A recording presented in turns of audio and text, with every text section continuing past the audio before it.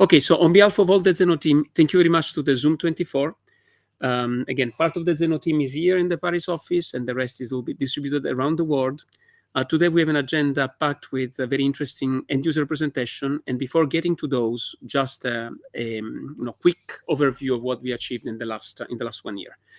Again, 6 presentations from end users, and from Japan, where we have a super active user community. Actually, will be 4 presentations in one go at 1 a.m. at night. So it's like philosophizing about Zen at night.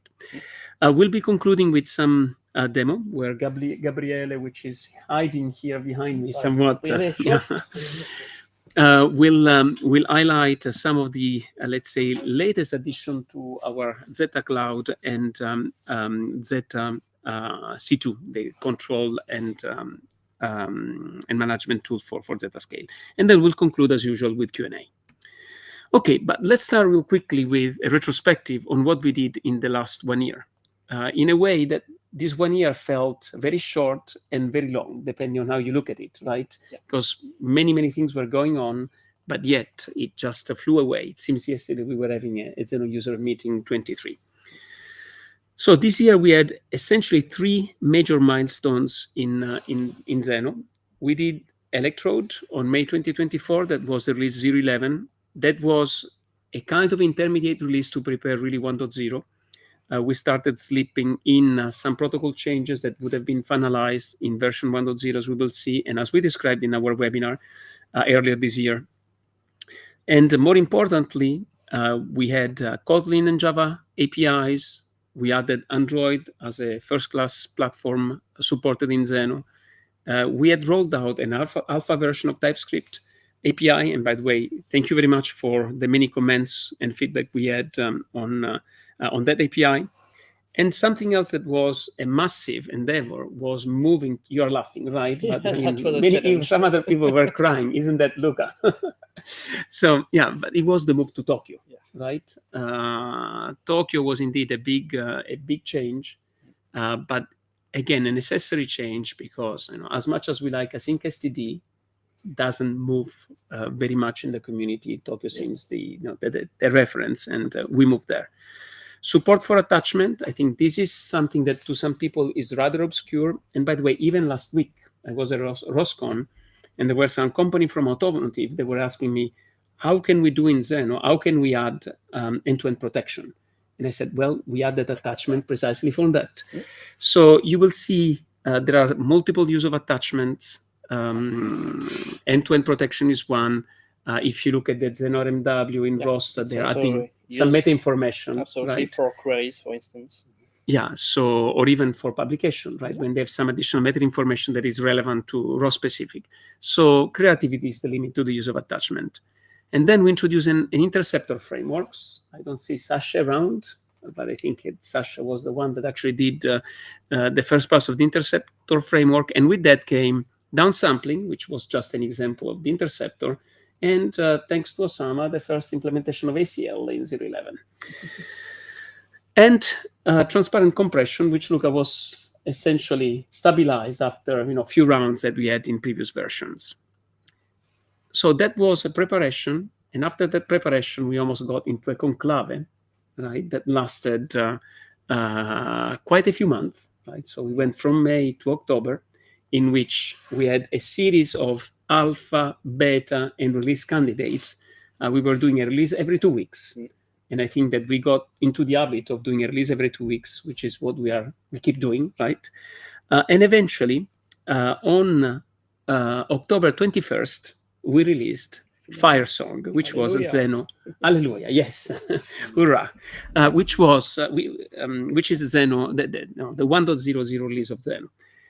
Important release, and again, those of you that are new to Zenoh shouldn't confuse 1.0 with like, oh, finally they got 1.0. So 1.0 wasn't just a 1.0 meaning, finally the project has been walking for sufficiently long. It was really about a promise that we wanted to give to the community in terms of backward compatibility at a protocol level.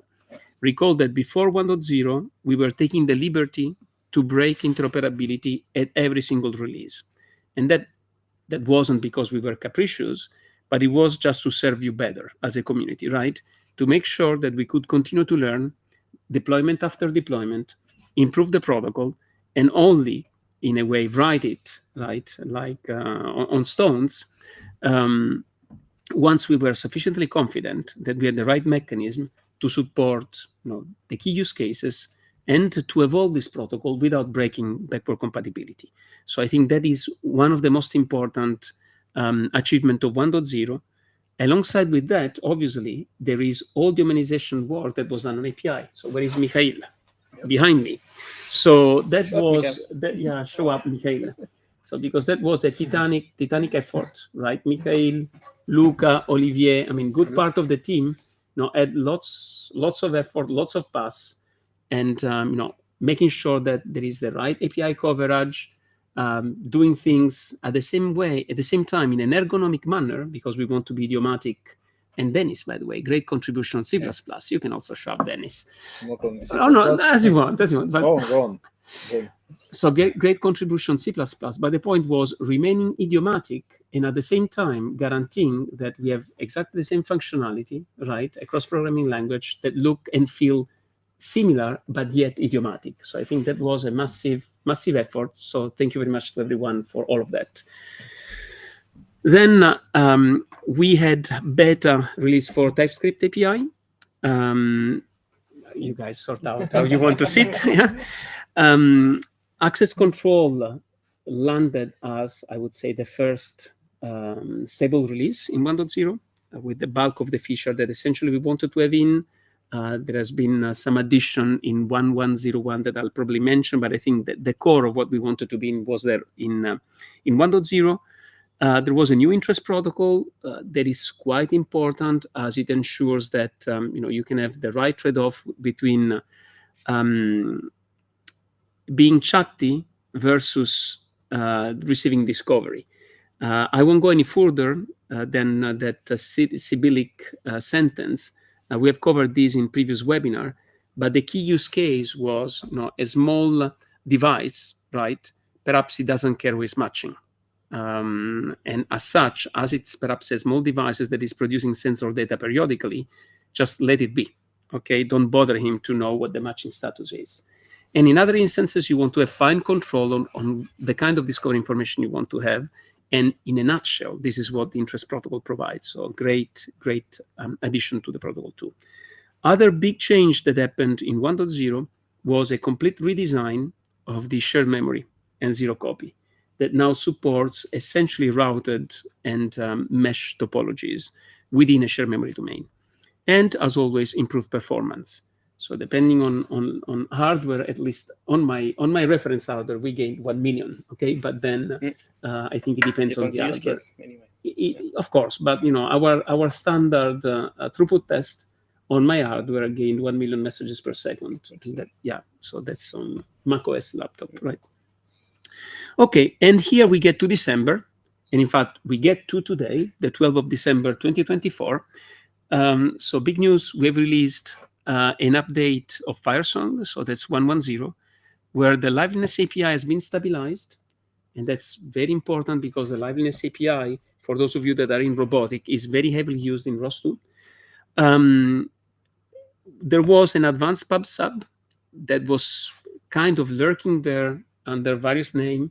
It was the non-blocking fault-tolerant... NBFT. NBFT, non-blocking fault-tolerant extension of that, right, Olivier? Is that right? Yeah. Anyway, that landed as an advanced pub sub. In short, what gives you is end-to-end reliability. So as we have discussed in several instances, Zenoh provides hop-to-hop reliability, and this is a mechanism built on top of Zenoh that allows you to essentially have a family of end-to-end reliability, I would say, protocols. In fact, you can tune the advanced pub sub to decide what makes the most sense for your use case. Query API has been added. So before we had a queryable, we have a publisher. And recall, in the case of the publisher, a publisher is just syntactic sugar. A querier is also syntactic sugar, but allow us to do certain number of optimization and simplifies the use of especially repeated queries. And also it has also the matching listener, which is something quite important. Now you can know if there is a queryable matching the querier. as we could before for subscribers, for instance, and publishers. Okay, and some major performance improvement in Zenoh Pico through the addition of a batching. And by the way, many users in the community were leveraging the Raspberry Pi Zero target. And now we have both Pico as well as the Rust version, by the way, running on that target, which is quite cool. And last but not the least, I think this is important for all of you, but especially important for ROS users. As we have discussed in our webinar for the 1.0 launch, we have real-time scheduling in Zenoh, right? But for instance, for ROS users, they don't see priorities. Priorities are not exposed in ROS. So how to leverage this? Because it's a very important aspect. So now you can do it through configuration. I think that's important for ROS, but it's important for any of our users, because in general, depending on your deployment, you might need to change priorities, and now you can do it by means of configuration. So those were the really, the top headlines. There is far more, and most of the time we cover the addition, obviously, in blogs, and the 1.10 blog is actually out. You have the QR code on this slide, but in any case, it's on Zenoh.io. So the block of every release provides far more details. So if you want to see exactly which were the addition, please don't hesitate to go and read those. I want to open a small parenthesis on ROS2, because we had an incredible ROS2 Dance event. And in India was just, I was completely blew away, right? Yeah. We had 950 attendees. It was just an incredible ROS meeting, ROSCon India, in fact. Again, lots of excitement around Zenoh, and I think with good reason. Let's try to understand why. First of all, we have a feature-complete RMW Zenoh. So that has support for nodes, publisher, subscriber, service client, service servers, quality of service, events, and graph introspection, as we'll also see later today in the demo with Gabriele. We recently merged. So originally, this was based on 0.11, right? Because we've been working this for some time. This has been merged on Zenoh 1.0, and obviously we'll align that with 1.10. And this has already been demonstrated several times with real-world robots at the ROS conference, recently on webinar. Yeah. And big news is also that, as announced by Intrinsic and the Open Robotics Foundation at the ODENS ROS conference, Zenoh RMW will be tier 1 for Kilted Caillou, which is the ROS2 release in May 2025. So I think we are pretty busy making sure that you guys will have a rock-solid Zenoh for that release.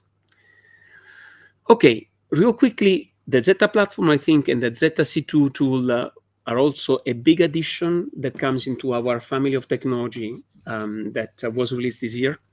And again, we support now deployments across the globe, cloud to device, and YAS independent. I think we demonstrated already a couple of weeks ago, Gabriele, right? I think it was 2 weeks ago, how we could provision down to our laptop as far as you have, for instance, something like Kubernetes. And again, we will have more time to go through this later in the day. So what's next? So as I've repeated several times, in the at Zeta scale and in the Zenoh team, innovation is our mantra, right? And our focus is ensuring that going next, as we see more and more complex deployment of Zenoh, you can easily monitor the bug and analyze large-scale systems. So we will already demonstrate something later on this afternoon.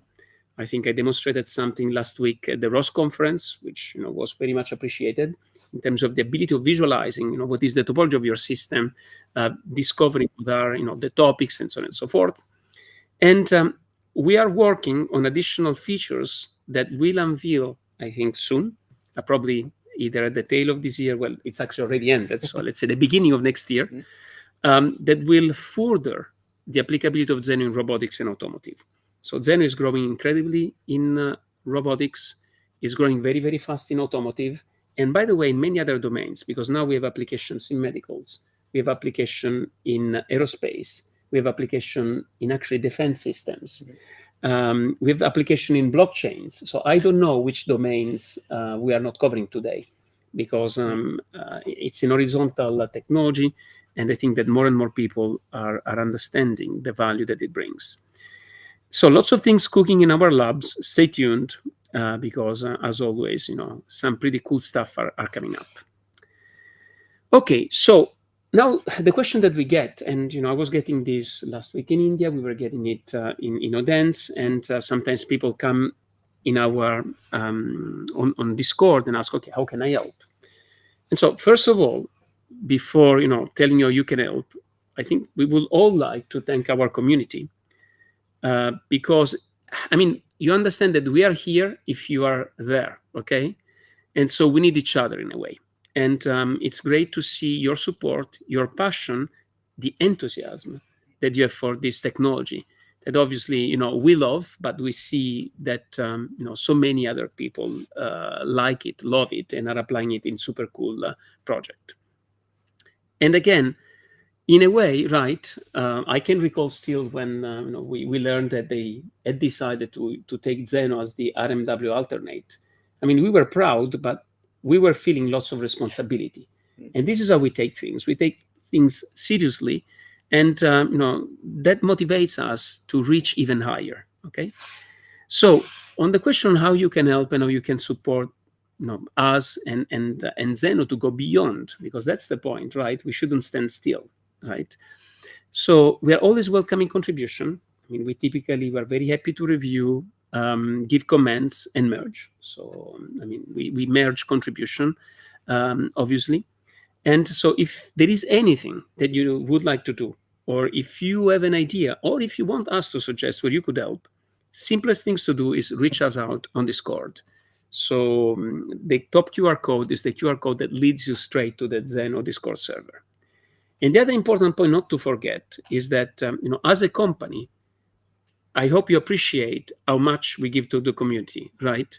But at the same time, I think that for open source to remain as such, for innovation to continue to move, and to allow small company like Zeta Scale to continue to be innovative and disrupt the state of the art, right? Because I feel that if Zeta Scale wasn't there, right, look at the landscape of protocols. There had not been anything innovative in the last 20 years because there is establishment. And so we need your help also in funding development.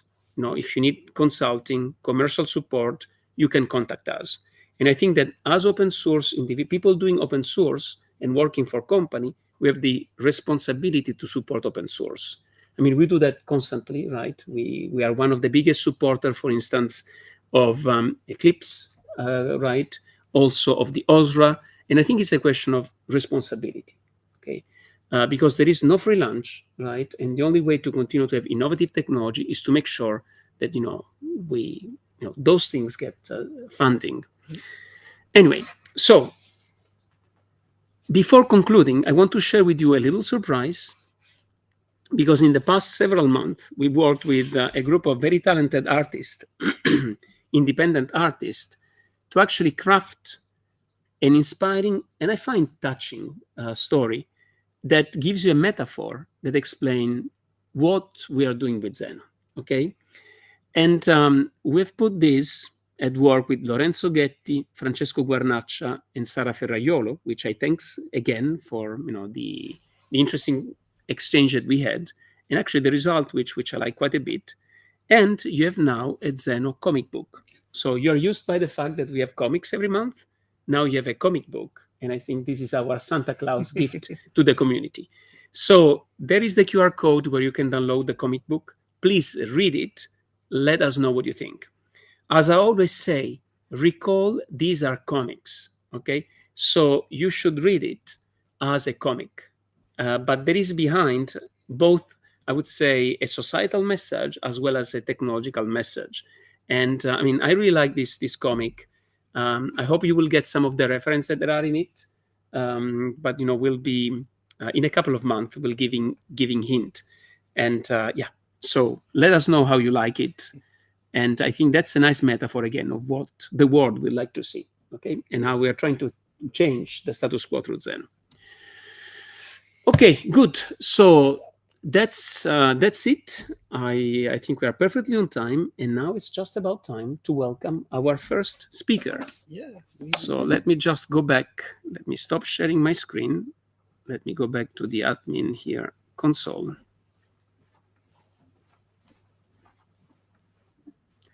And I see Sven is already online. Okay, so Sven, let me bring you in. Hello, Sven. How are you today? I'm fine. Hi. I just needed to unmute myself. So yeah, perfect. So, by the way, thank you again for being with us and our community at Zenoh User 24. So I see that you are already sharing your screen. So if you want to go full screen with your slides, I will. Okay, perfect. I will activate your screen sharing. And we are good to go. So once again, thank you, Sven. I will let you introduce yourself. And yeah, let's go. Great. Yeah, thanks a lot for the opportunity and also the warm welcome to join here at the user meeting. I will talk a bit about how to put the Dragon, in this case Zenoh, into the car or the vehicle, because I've been involved in an activity called Eclipse Software-Defined Vehicle working group, so a working group down in the Eclipse Foundation or at the Eclipse Foundation. And there we have utilized a number of projects like Eclipse Cuxa and also Zenoh to build new blueprints. And that's the journey that I will take you on in the next couple of minutes here. Maybe to understand a bit more the perspective that I'm coming from, let's do a classical who am I? So it was already introduced. I'm Sven Jeroschewski, working with Bosch since 2018, and I started as a software engineer there, working on a lot of IoT topics. So I was quite used to all the very nice abstractions that you have made with Kubernetes and some other open source tools. Maybe you've heard about Eclipse Ditto in the past.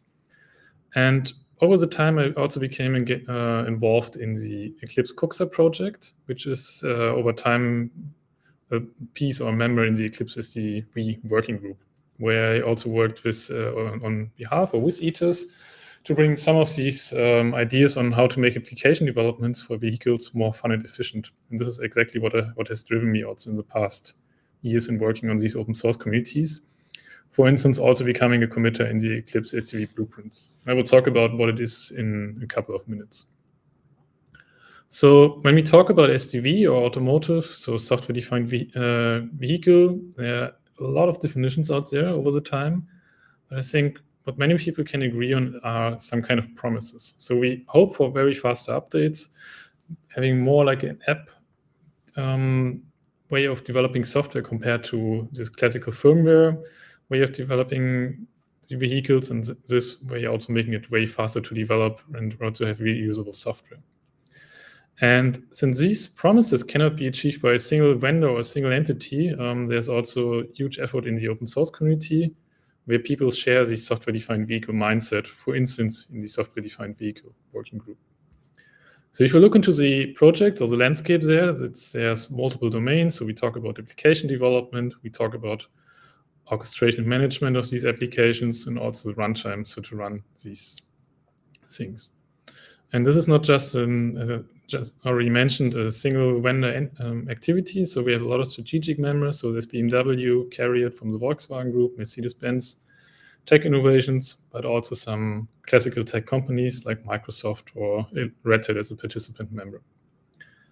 So this is already quite a huge overview. So what I think is quite important is how to get data in and out. And this is out of the vehicle. And this is what we will talk about in the next minutes, and also where we heavily utilized Zenoh for. So that's the topic of the vehicle data abstraction. Because in automotive, as in many other industries, we have this overall problem we had this overall problem of a very high end-to-end complexity. So it was fairly possible to realize a certain use case for a certain model in a certain year, but it already becomes complicated if you change the model, or even more complicated if you change the model year. And we're still talking about the same brand. So this way, you ended up with a lot of data silos and very different data semantics, and also the complexity overall was quite high. And this is, I would say, a quite common pattern that you see in computer science, because you often end up in situations like this. And one approach here is abstraction. So the idea is to have some kind of vehicle abstraction to make the application development more scalable, to also decouple the applications from the actual underlying vehicle here, and also this way increase the portability and also reduce the maintenance efforts. Again, this is not a single entity or a single journey. So there's another open source project called Vehicle Signal Specification, or short VSS.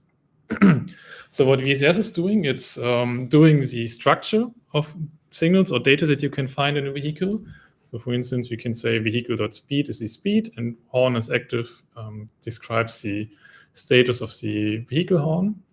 But we also add some semantics to it. So there's the description, there's also the unit, and the types of being either a sensor or an actuator. And bringing this all together, we only have a data model so far. So there's only a tree and of potential signals in this vehicle. But the question is, how do we actually interact with this data model? And one solution is the so-called Cuxer project.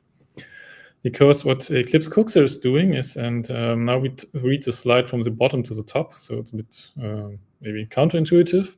We start with the very deeply embedded layers or ECUs that you have in a car, like the control units.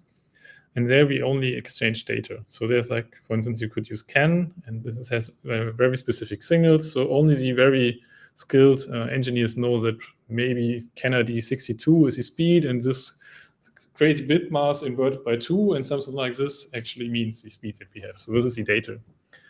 And this data then can be upgraded to information by aligning it or putting it into the VSS data tree. This is done in a software component that we call provider, because these providers take this domain knowledge and convert the data into the VSS format and then write it into a data broker. And this data broker and also some sample providers together are the Cuxer project. So that's what's also happening in open source, Apache 2.0 license written in Rust in the Eclipse Foundation. Having this data then in the data broker enables some of the applications or apps of higher function, like maybe an Android app or even an off-board cloud function, to consume this data from the data broker. And thus create some knowledge out of the information that we got from VSS down from the providers and the deeply embedded layer. How does an actuation look like in Cuxer here? Because in a typical actuation scenario, for instance, here we want to open the trunk, we have some application that is setting a target value. So that's an important concept in the data broker. It knows the target value, and it also knows the current value. So by setting the target value in the data broker, we assume, again, some kind of providers which subscribe to these target values and are responsible and also ensure that this action is actually performed, or at least they try their best to do that. In this case, the trunk controller and hardware would then open the trunk, and we have another provider which is reacting to the trunk being opened and then setting the current value in the data broker. And this is exactly the second concept that the data broker manages. So besides the target or desired state of the vehicle, we also can see the current state of the vehicle. And here the application again would subscribe to this current state and then could visualize that the trunk actually has opened. So we have the whole control loop by setting the target, performing the actuation in the providers, and then reacting to the change of the current value. So this is really, in a nutshell, what we wanted to do with Cuxer here. And at some point, we decided, okay, it would be pretty cool to show this in action. So because if you only see the data broker as a piece in itself, it's a bit hard to explain and a bit hard to understand, okay, what is the value of this single component of this infrastructure? How do we actually create tangible use cases out of that? And this is a pretty good match with the idea of the Eclipse SDV Blueprints project, because the Eclipse SDV Blueprints project exactly tries to go for that. So a quote from the website: users can utilize blueprints as they are for inspiration or as a foundation to customize and meet their specific needs. So this way, the Eclipse Blueprints project becomes a collection of ideas in combination of Eclipse SDV and joint technologies to realize actual use cases. So we have a blueprint around ROS racers. There's a blueprint where we realize the same application. So to start a container, once you attach a trailer with different orchestration mechanisms, so different container orchestrations. There's also a blueprint to show how to interact with data spaces and share data from the vehicle with an external entity, in this case, insurances. And we wanted to have another blueprint showcasing how to use Cuxer. So what we ended up is a situation like this. So we had the data broker, we had some applications, for instance, an Android app. There's also an Android SDK for Cuxer available. But we really wanted to integrate some actual hardware. So some microcontrollers. So for a hackathon in the beginning of the year, we had an ESP32, which also makes it easier for people to reproduce this blueprint, because we obviously could have taken a classical automotive ECU and used some CAN bus, but this is not the typical technology available to the developers or maybe also university students that would interact with this blueprint. So we looked around and tried to put the Cuxa client SDK on this ESP, which did not work pretty well, to be honest, because we used gRPC and also HTTP2, which is a bit too large to be put into such a small device. So the question is, what do we put in here? And this is where we came across again Zenoh. So I think that's a really good match to connect the microcontroller for vehicle abstraction. You could theoretically maybe do it either only with Cuxa, but then you have some problems to put the whole Cuxa client on the microcontroller, or you even could think about only using Zenoh, but then you use some of the features around current and target values and also the native support of the VSS data structure. So what we ended up doing is we put Zenoh Pico in the microcontroller, which was way easier and worked pretty well out of the box. But then we still needed the connection with the data broker. And you can already see by this picture, there's still a missing piece. And this was the so-called Zenoh Cuxa provider, which we also have written to realize this use case or this blueprint. So what this provider is doing, it interconnects the API of Cuxa and the Zenoh network. And it actually was not too difficult when it came to the mapping, because we could simply use the VSS names as topics or as addresses in the Zenoh network. So this was quite easy to map. And then we still had the question, how do we differentiate between current and target? Because you could have maybe changed the single name or the path name. But then we used another nice Zenoh feature, which is simply to write either current value or target value as attachment. So you can evaluate the attachment now to see whether this thing is, first of all, a VSS signal, and second, whether we talk about the current or target. And this code is now available in the Cuxa project, or to be more precise, in Cuxa incubation. So what have we achieved? We were able to set signals in the data broker, and these signals are now updating the microcontrollers. We also, that's maybe a quick other way to explain this, thought about writing a router plugin instead of having a standalone provider. But in our case, we thought it would be easier to deploy the provider as a standalone feature instead of having it always tied to the Zenoh router and also the build process being tied to the Zenoh router. That's why we decided, for the trade-off between this throughput and also the ease of development, to go for the slightly easier development and deployment by being or staying with the standalone provider.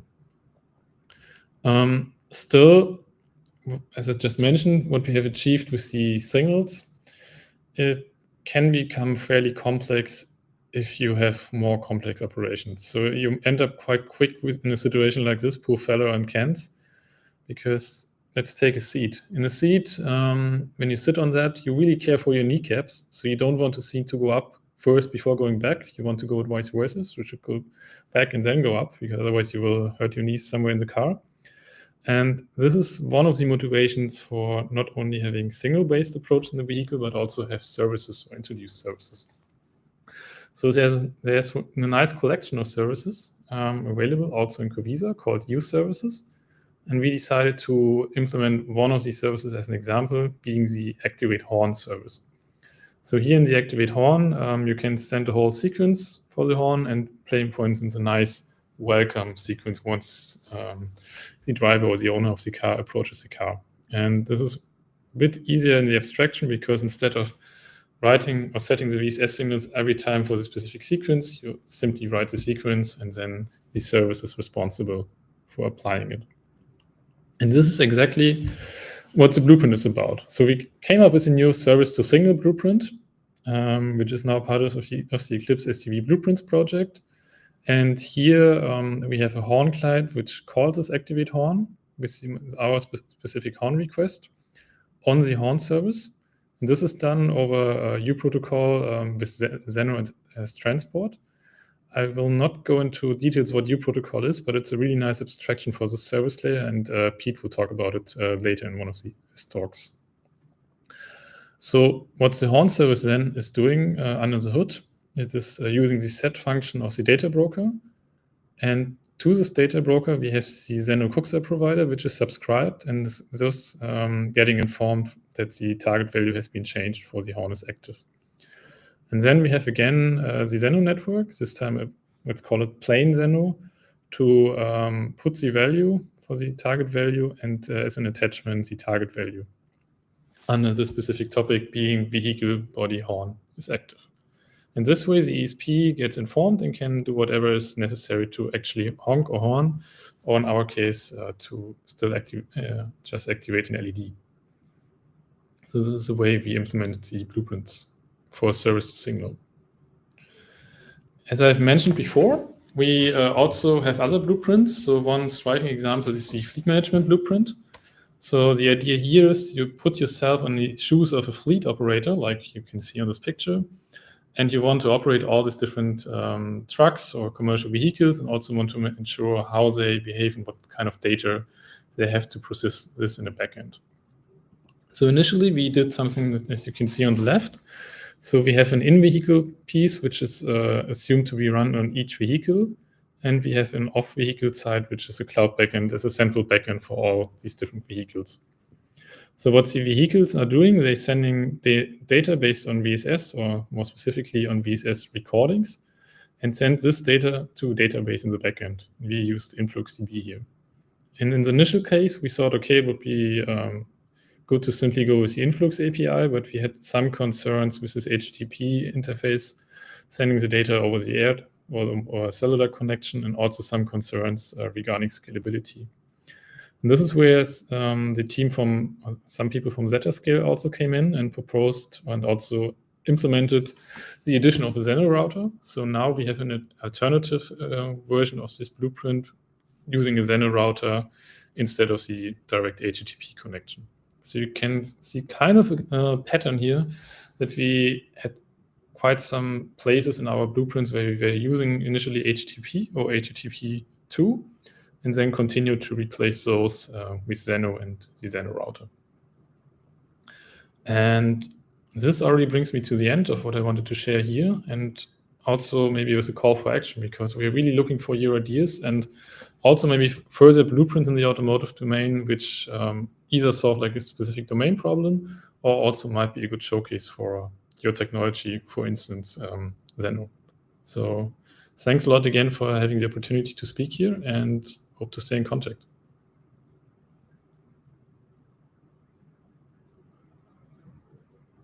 Okay, thank you very much for the very nice talk. Actually, I have a question for you. Did you experiment, especially in the second last use case, when you were actually triggering not this one, the previous one, the one on the horn? Yeah. Did you consider using queryballs? Not fully, no. Okay. Copy an idea, yeah. Good idea. Yeah. Okay, because that would be another nice way of mapping services over Zenoh. And again, the attachment use case was perfect, right, aligned with our intro. And I think something else worth pointing out is that attachment is not a single one, but it's really a map, right? So you can have a map of attachment, and it's a great way of expressing, among other things, higher level or higher protocol semantics piggybacked into the payload. So that's nice. So thank you very much for your presentation. Guys, are there any questions online? I know you guys are checking. So no. But if you don't mind checking the chat, because usually question comes with some delay, then yeah, that would be great. For the time being, thank you very much. Great presentation. And yeah, we are ready to welcome our next speaker. So let me bring him up as we transition. Let me stop your sharing. So, Shubham. Hi. Hello. How Can are you hear you? me? Yeah, very well. I'm good. So again, I was mentioning, how much I was blew away from Roscon India, and your company was actually one of the organizers. I mean, super well done job. Thank you. Sven, I'll take you off the stream again. Well, stick around, and Shubham. So Shubham, you are from RigBetel Labs, a pretty innovative robotics company based out of India. And the floor is yours. So what I will do, I will start sharing your screen. I will Mhm. give you a short intro and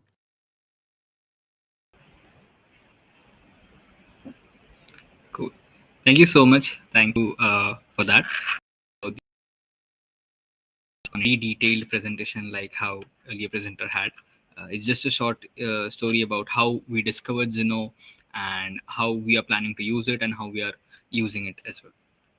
So hi guys, I'm Shubham. I'm from RigBetel Labs. I'm one of the co-founders there. What we do at RigBetel Labs is we build robots. We build custom robots for our clients, custom robotic solutions for our clients. That could be ground vehicles, robotic arms, software solutions, AR, VR, and bunch of other stuff. Which means we have to take data points outside our robot and probably display sometime in a VR headset or maybe an AR application or maybe to a fleet management dashboard, bunch of other things. So the main problem, as we know, is whenever you take data point out of a system like a robot over here and then want to send it over a cloud, or let's say it is a on-prem server as well, so you have your intranet setup, whatever it is you have. When you speak about robots, there are high fidelity, high volume data points that you have to transport from one position to other, from one machine to other. And it's tough when you try to do that at scale. It's tough, even with singular robots being a lot of sensor data points available. So we heavily use ROS 1, ROS 2, and right now we are heavily using ROS 2 and their upcoming distros as well. So as we know, major area of this communication in ROS 2 relies on DDS. So that's the go-to platform for us. So ROS is a go-to platform to build robots, and DDS was the go-to communication layer in it, or your middleware layer in it. So how we discovered Zenoh is two ways. One, there was this post I saw about an alternative middleware report on the ROS discourse, which is your go-to forum for ROS discussions. And there, they clearly mentioned in that report that Zenoh was looking as the new alternative middleware that was coming in. Zenoh was the new alternative middleware that was coming in, and that sounded very fascinating. So we started digging, and this was if you can see, the post is around September 2023, and same time that year in December, Mr. Vivek from Zeta Scale gave a talk on how Zenoh ROS2 bridge is utilized for optimized communication. So by the time we saw this post, we started working we started exploring and discovering what is Zenoh, how to use it. At that time, I remember we were using Humble and Galactic distributions of ROS2 to within our robots. So that's when we figured out that, okay, if we have to use Zenoh, we have to use their plugins, or also known as bridge, that can take our data points from the robot to anywhere that we want via the routers. I think about the routers earlier we have already seen. So routers was utilized, like DDS plugins along with their Zenoh routers was utilized, and we first experimented with our small robot, Tortoise Bot. That's our go-to research and development kit. So what we did, we ran Zenoh routers in the cloud and on the robot as well, and it just worked.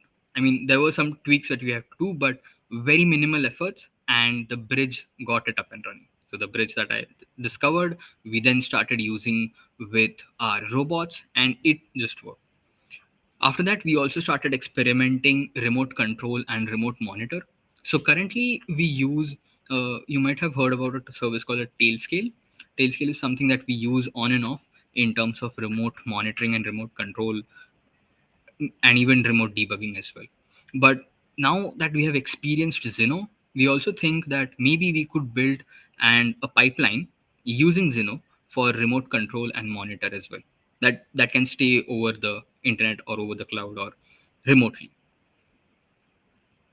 Speaking about what's coming next onto robots and Zenoh is we are planning to integrate in almost every one of our robots. And I think I think you must have already heard about the ROS to Jazzy and Kilden coming in with the default layer, or to be more prominent layer of RMW with Zenoh. So that's our major plan. And as we move ahead, we try to integrate Zenoh probably on a lower level as well, that is using Zenoh Pico. So in ROSCON, in this year's ROSCON India 2024, I saw a slide where Angelo was mentioning about microcontroller to the cloud. Right, so that's what even we are very fascinating to use. And if you see in this photo, there is a very small tiny robot that is called as Diadem Mini and Diadem Micro. So that's what we are going to experiment with, where we are just going to run the entire robot on a microcontroller and probably connect it via cloud. So microcontroller to the cloud. So that's been my experience with Zenoh. It's been great. We are experimenting a lot, and that's how we discovered. It's been a short presentation, but yeah, that's our experience with it.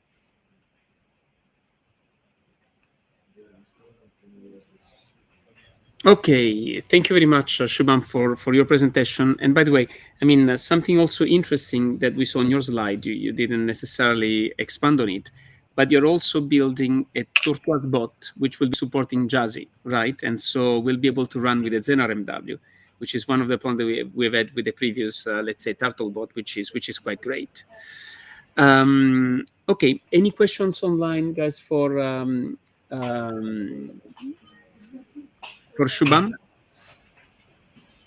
Otherwise, I think there are a few questions here on the floor.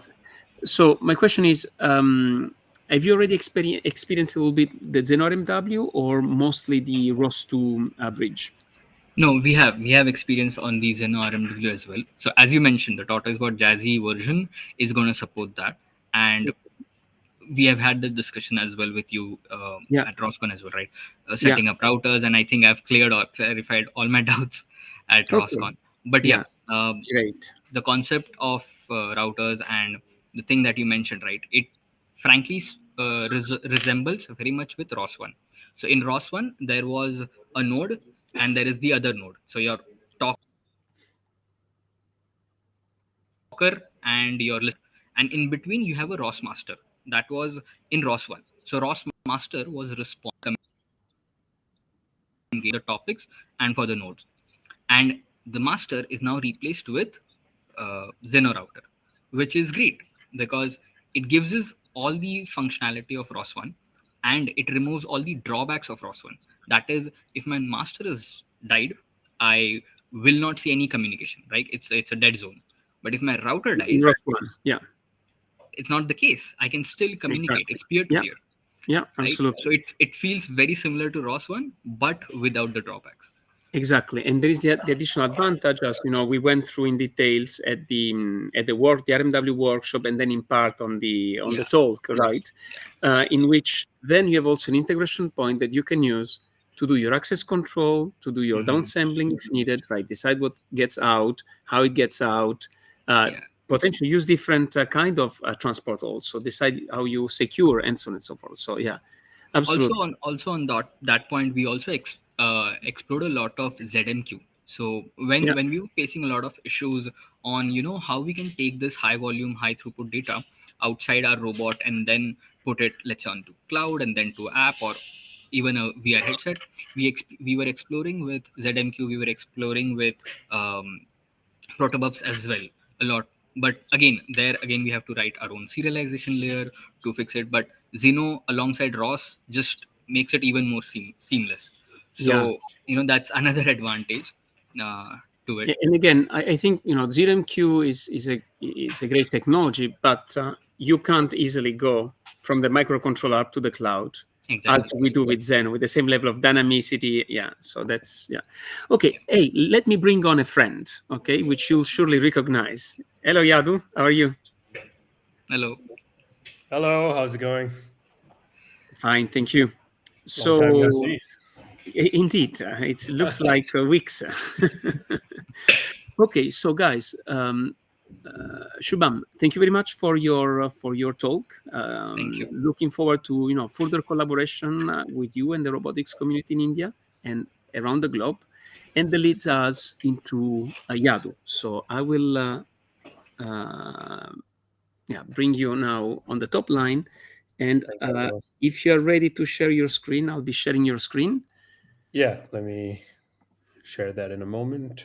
So we were discussing briefly with Shubham, the incredible ROSCON we had last week in India. I mean, I was Fantastic. Yeah. indeed. Still feels like a fever dream to be in Bangalore Yeah. talking about Ross and Zenoh and all of this. Yeah, it was just incredible. Okay, Yadu, the floor is yours. I'll let you introduce yourself and keep going. Thank you very much again for being here. Thanks, Angelo. A very warm good morning, good afternoon, good evening to all our viewers here. I'm really excited to talk about RMW Zenoh as we wrap up the year 2024. And this is going to be a review as we close the year. So my name is Yadunund Vijay. I go by Yadu for short. I'm a senior software engineer at Intrinsic, formerly Open Robotics. And I'm a project management committee member for the ROS2 and OpenRMF projects. And I've also had the privilege to serve as the ROS boss and the release lead for the 9th release of ROS2, Iron or Winnie, which was transitioned to end of life just earlier this week. You can follow me on GitHub and LinkedIn via these two links. And so let's jump right in. So about a year ago, Angelo and the Zeta Scale team invited me and Franco over to Zoom 2023 to talk about what Open Robotics / Intrinsic has been working on. And something that we brought up was our hunt for an alternative middleware. So for the longest time, we've heard a lot of feedback from the ROS community, ROS2 specifically, and people are facing certain challenges with DDS. So we set out on this hunt to find an alternative middleware. We conducted this very systematic study of several different protocols, which we found to be suitable, that met certain requirements. And then from there, I'm sure everyone's heard of this a million times now, but just for completeness, I want to go over it really quickly. So we had this exhaustive criteria or this table, which we used to evaluate various different kinds of middlewares. And then we selected Zenoh to be the next middleware on top of which we will build support for ROS2. And of course, all of this is possible because ROS2 has a modular architecture and we can really swap out the middleware at runtime. And it was great to see that our results independently matched results from the survey we had also sent out. So users from the ROS community filled out a survey and suggested certain protocols for us to look at. So our results matched those results. So overall, I think the entire community and the core team were pretty aligned on what protocol to use to build the next middleware. So this was the exact slide that we presented a year ago. And back then, RMW Zenoh was in very nascent stages. We had set out this bold goal of having a source installable version of RMW Zenoh available for ROS2 Jazzy Jalisco, which was released earlier this year. And a year ago, the progress of RMW Zenoh was that we only had pub sub functioning and a little bit of graph introspection. A lot of the core functionalities like RPC calls via client service interactions, being able to support different QoSs, events especially, were all unsupported, right? And then since then, I'm really happy to share that first and foremost, we met the goal that we set out to achieve last year, which was to have a feature complete and source installable version of RMW Zenoh available with Jazzy. So this is Chris Lalancet, the ROS2 technical lead, presenting this at ROSCON in Denmark earlier this year. And we're really proud to announce that we have this feature complete RMW. And so what does that really mean? It means we have full support for pub sub client service as well as ROS2 actions, full support for graph introspection, along with all the different command line interfaces that are now supported with RMW Zenoh, different kinds of QoS quality of service levels that we also support. And most importantly, we've nearly gotten all the core tests to pass. And I'll talk a bit more about why this is important in a moment. For the sake of completeness, so this is what RMW Zenoh functions out of the box. So by default, the topology of Zenoh that we've adopted is one where discovery is brokered using a router. And once the different peers, which are ROS nodes, discover one another through gossip, all of the transport happens peer-to-peer, right? And we've selected to use TCP as the underlying transport mechanism for both discovery as well as payload transport. By default, discovery range is limited to localhost only. So when you're running on a PC, by default, all of that information stays within that host. When we want to connect two or more robots or computers, which is typical in any multi-robot application, our recommendation with RNW Zenoh is to simply connect the two routers. Again, this is a flexibility that's offered by Zenoh itself. So instead of having every node discover every other node in the second PC, we simply have these two hosts discover each other through the router. And then in this case, transport is also brokered. So that's one distinction to keep in mind. And we're really happy to share some cool examples of RMW Zenoh in action, kind of highlighting everyday use cases, as well as some things that were very hard to do with DDS in the past. So here we have the usual Talker demo example. So this is running on the same host. So before you can start any node, you need to start the Zenoh router. If not, you'll be met with a few warnings like this. And once the router is started, the Talker node should kick off. And then you can start your listener to start receiving messages. And then the elephant in the room, of course, is this looks very similar to ROS1. What happens if the router crashes? And here you can see that we've terminated the router program, and we're still receiving messages on the listener side.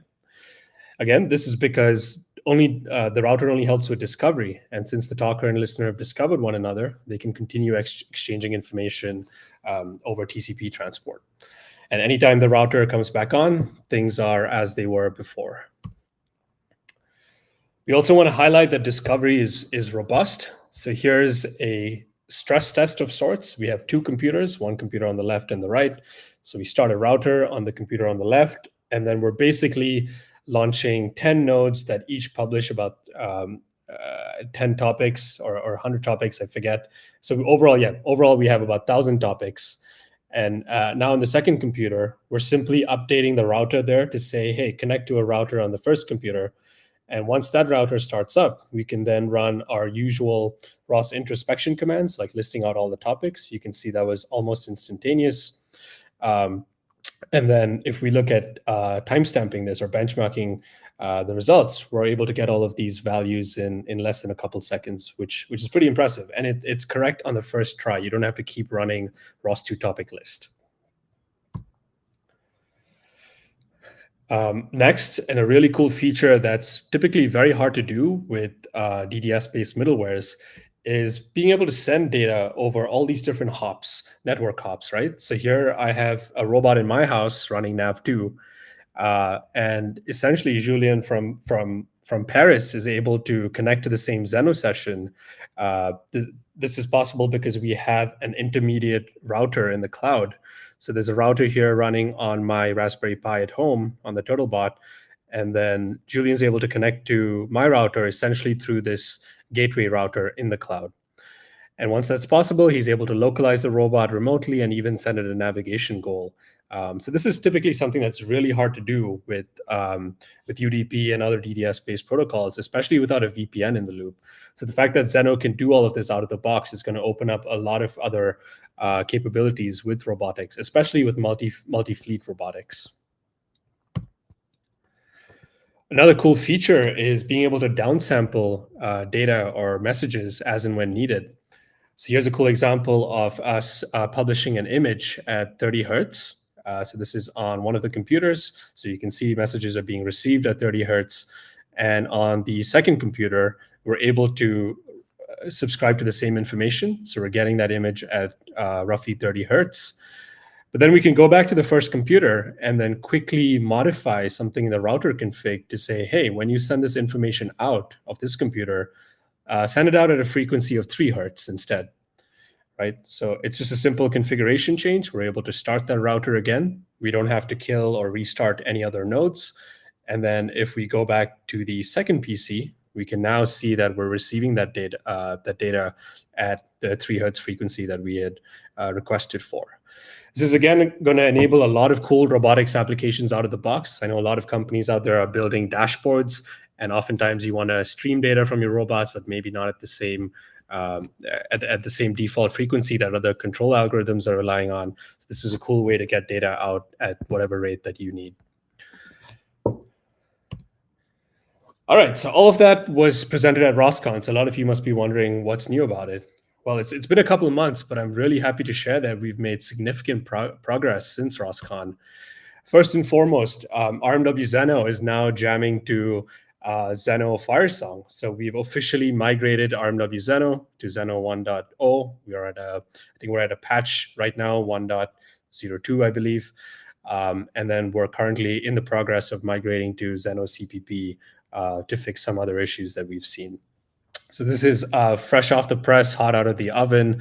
We're super happy to share this, and I'm sure the entire Zenoh and ROS community are really excited about this. Building on to that excitement, I'm also super happy to share that we've nearly gotten all the system tests to pass. There are a few tests that are still flaky or are failing at the moment. What's important to highlight is that we have several hundreds of tests in the ROS ecosystem from various different packages like RCL-CPP, RCL-Pi, but we've also have dedicated test suites where we test everything from communications, quality of service, transport, discovery, etc. So think of it as several hundred tests are out there, and we only have less than a dozen that are failing. So it's looking really good. And another exciting announcement since ROSCON is that now RMW Zenoh is fully supported on Windows. So Windows, as you might know, is a tier 1 supported platform for the ROS community. And we've been shipping ROS binaries, ROS precompiled binaries to Windows. And now Windows users can also benefit from RMW Zenoh. Having said all of that, what does the road to tier 1 status look like? So what tier 1 means in the ROS ecosystem is basically it's supported as a first-class citizen. It will be run on all our nightly CI jobs. We will be distributing it with the next ROS release. So there's a few things that we want to get done in order to achieve this status.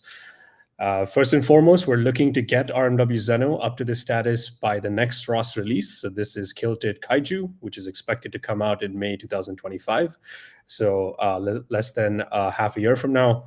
And one of the most important things we have to do is get all of those system tests to pass. As mentioned previously, we have less than a dozen tests that we need to get to that mark, and it's looking really good. Apart from that, we want to provide a better out-of-the-box experience with starting the router. So that's something that users have to be mindful of right now. We're still figuring out what's the best way to have this router or process kind of start up, being able to detect whether it's running or not in the system, and also being able to run it in GitHub Actions and other CI jobs. So that's going to be on our list. And last but certainly not the least, we want to support full security here in RMW Zenoh. This would be achieved by means of access control, encryption, and authentication. We currently have SROS2, which helps generate some security enclaves with DDS. So we need to think about how can we either have SROS2 do the same for Zenoh, or maybe come up with our own mechanisms to generate these configs. In the meanwhile, we're testing extensively and exhaustively, not just with CI tests, but also in real-world applications, mainly to address all of the problems we've had with DDS in the past. So we're specifically targeting those use cases that we found problematic, such as sending large payloads over Wi-Fi. For example, dense point clouds, or running SLAM or vSLAM on a Raspberry Pi and having all of these topics visualized on your laptop. Being able to kind of connect to nodes or ROS nodes across the world, and then obviously run really intense applications like OpenRMF and move it to, and again, dense warehouses and complex environments. We can't do this by ourselves. We need everyone's help here to continue testing RMW Zenoh, uncover all the rough edges so that we can get it to tier 1 status, and also have everyone's applications work really well out of the box. That's really important to us. So please give it a shot and open a ticket if you come across anything. That's all I had for today. So thank you very much. Over to you, Angelo. Thank you very much, Yadu. As always, great presentation. And I don't know if, I think you made a very good point. I'm not sure everyone in the community appreciate the positive impact that there is on the entire Zenoh stack just because of the level of testing that we're getting from the RMW, right? There are hundreds and hundreds and hundreds of tests, right? The RMW, the RCL, the NAV2, and so on and so forth. So that's incredible. Exactly. And, So we're testing low-level packages, but we're also using frameworks like NAV2, and we're trying to run their CI to emulate an actual application. Which is like system testing, which is Exactly. great. Yeah. And I mean, up to what was it? A couple of days ago, I mean, in the community, people are trying, but please keep trying. Try even more. You know, we are always any bug we discover, we're always happy, right? So anything we can improve, that would be great. So there was a question. So Yadu, yeah, you still hear me. So there was a question. I think Julian, you're answering, right? Yes. In real time. But in short, right, there were some people asking, do you want to come by? Yeah. So there were some people asking if they have to change any configuration when using the ROS2 bridge, right? Yes. So in order to do cloud-based communication. The Yes. answer is no. You just need to change the configuration of the bridge to connect to the IP address and port number of your Zenoh router in the cloud. Yeah. So for this, you edit the bridge configuration in the connect endpoint setting. You add TCP/IP of your router colon 7447. And that's it. Yeah, and I think maybe as we are talking about this, so stay, maybe you can sit. It's also important to understand that with the RMW, with the Zenoh RMW, now we have full support for the ROS graph, things that, for instance, we don't have on the bridge, right? Yeah. So, people should really migrate to the RMW because that's what will give you the full ROS experience, right? The full ROS graph, yes, across several hosts and across several routers. Right? Yeah. While in the bridge, you can still locally see the ROS graph, but you don't have a full view of a complete ROS graph across bridges. Yeah. And again, the advantage is that you still have an intermediate as we finalize that, but it's getting, as Yadu mentioned, stronger and stronger every day. Yeah. Okay, so Yadu, let me bring up the next speaker. So let me welcome Pete LeVasseur. Hey there. From Woven Planet. And so Yadu, thanks again. Thank you very much. See you soon somewhere, right, around the globe. And thanks again for a great presentation. So I'll slide off the screen. Yeah. So Pete, again, thank you very much for joining our Zenoh User Meeting. And let me bring up your screen. And let's say that the floor is yours. So as usual, short introduction, and then you can keep rolling with your presentation. Thank you. Sure, sounds good. So hey everyone, so my name is Pete. So I wanted to take the time today to chat with you a little bit about this open source project called Eclipse U Protocol that I'm a maintainer for. So it, like Eclipse Zenoh and some of the other projects that Sven was talking about earlier, are under this umbrella of the Eclipse software-defined vehicle work group. Sven did a great job of giving a breakdown of that, so I appreciate him doing it. I won't do so in this presentation. So in addition to that, I also work at Woven by Toyota, and I'll talk to you a little bit today about this Zenoh plugin concept, how we can use it, and why we did this in the case of U Protocol. And I'll also talk a little bit about Rust and safety critical, and kind of like why they go together like chocolate and peanut butter, if you like those things going together. So let me see here. So first off, U Protocol, what is this? How does this work? So U Protocol is this SDV framework.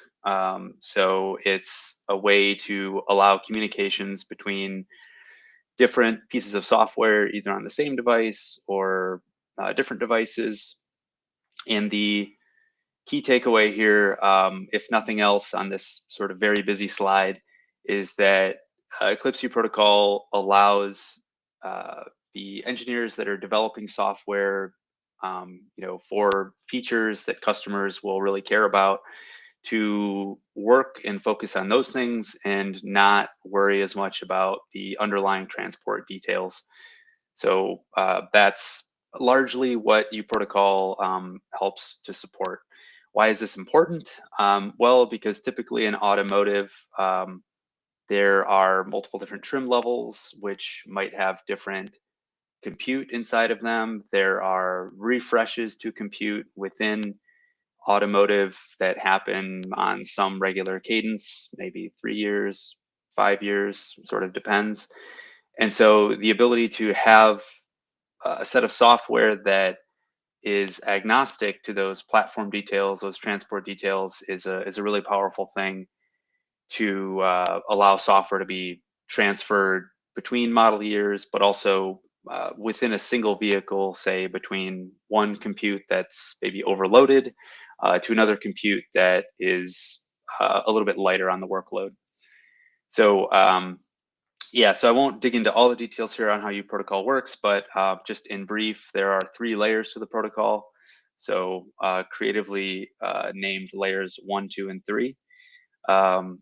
So layer 1 is what we call the transport layer. So this is concerned with how do we take an underlying protocol or an underlying transport, such as some IP, Zenoh, or MQTT, and how do we wrap that up in a uProtocol set of APIs so that can then be used with the other parts of the uProtocol ecosystem, such as this UStreamer, which I'll get into a little bit later. So it's a protocol bridging library, or the subscription manager. These libraries are written in such a way that they can support our users who may have to use a transport which may be closed sourced, it may be proprietary. That's totally fine. You can still write a transport which will operate over top of that closed source or proprietary transport. You just expose a few simple things, a register listener, an unregister listener, and a send function. And so this is kind of the high level overview. I gave a longer presentation about uProtocol and sort of how it works at GoSim in Beijing a little bit earlier this year. Feel free to take a look at that if you'd like to get kind of into more of the nitty gritty. So, okay, so that's uProtocol. So how does sort of Zenoh fit in here? So we have a reference topology for uProtocol that's laid out on the left there. Kind of a lot going on. So I won't dive into all the details there. I'll just sort of zoom into a certain feature here or a certain part of it, which is this Linux UP-Zenoh block or device here. So in the reference implementation, this reference topology that we had, the concept is to use Zenoh for most of the communications within the vehicle, and then use another transport for, say, very specific purposes. So for example, in this case, in this reference topology, we showed this streamer needing to communicate over to vSOM IP, or over some IP, using vSOM IP in order to communicate with hardened safety critical devices, things like brake controllers, things like that. So that way that the sort of safety qualified software doesn't need to be changed, and the role of doing that bridging service can be handled within the UStreamer. So this UStreamer, then the concept was, let's take this and turn it into a Zenoh plugin, which will fit into the Zenoh router. And I'll talk about sort of the mechanics of that in a little bit.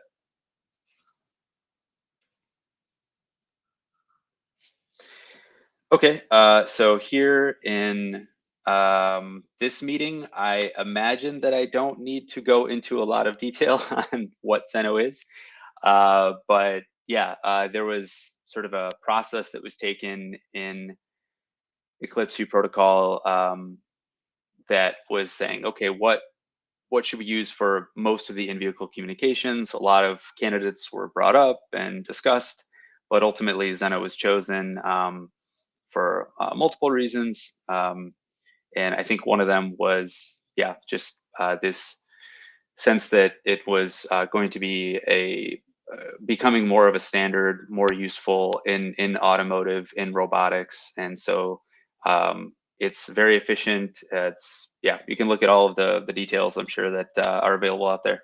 But yeah, I won't go too much more into Zenoh. Sort of preaching to the choir here, I think. So then, simply put, we've got this Zenoh router. So how does that play with a plugin? How is this done? So sort of simply put, kind of in pictures here, the idea being that you have this router, you want to be able to load a plugin, you'll have a configuration file in which you'll outline which plugins should be loaded at runtime. You can then go ahead and list up those plugins in there. In this case, the one that I created as a part of this project with uProtocol is UP Linux Streamer. So this so the router will then understand this and will go out and search for and load this plugin here so that it can be used. So yeah, I won't get into sort of the nitty gritty here. I wrote a blog post that goes into a bit more detail about how to use the Zenoh router, how to write a plugin for it. But I'll go like medium level maybe of depth here. So the great thing about Zenoh, in my opinion, very personal opinion, is that it's written in Rust. I very much think that Rust is a great language to use for services and for sort of infrastructural things like Zenoh that can't fail, that must be robust, must be reliable. So this here is an example. This was pulled a few months ago, I think before the 1.0 release of Zenoh. So there'll be like a couple, I think, small changes here or there. But this shows sort of the basics around how you would set up a cargo.toml for developing a Zenoh plugin. So you can see that we set it up. So that's a cdilib. So we'll get a shared library, whether that's a DLL or an SO or whatever it might be, depending on your platform. And then there's some Zenoh dependencies here that we need to bring in so that we can use. So yeah, as I was saying, the awesome thing about writing a Zenoh plugin is that like there's a couple of traits that you need to implement. There's a couple of things to keep in mind, but for the most part, it's just normal Rust. So writing it is a fairly straightforward process. So when you have a plugin, you'll have a struct. In this case, this is called example plugin. And then you'll implement a couple of traits for it, Zenoh plugin and plugin. One thing I found was pretty cool about this is that you can customize what these start args are, this associated type with the plugin trait. So in this case, we have it simply just as a runtime, as a Zenoh runtime. And then we have start function here. Again, this is just part of the definition of a plugin, the plugin trait. So we define this. There's a couple of details here that I'll sort of skip over. But long story short is that the entry point is the start function, and this start function can then, from that, you can launch, you can spawn an async task, which will then run in the background, and you can pass in the runtime to it so that you're able to interact with a typical Zenoh session any way you normally would. And then this is sort of showing that run function. So here, there's a couple of things passed in again that I won't get into, but you see the runtime is passed in. And at the time when I was writing this plugin, I saw that there was a little bit of a lack of documentation on how to go about writing a Zenoh plugin. But as I said, thankfully, there is an example plugin that's there that works, that's kept up to date. So I was able to look at that and look at this run function and essentially go, okay, yeah, I see, bingo, here's where I want to take that UStreamer functionality of bridging between these different underlying transports and implement it.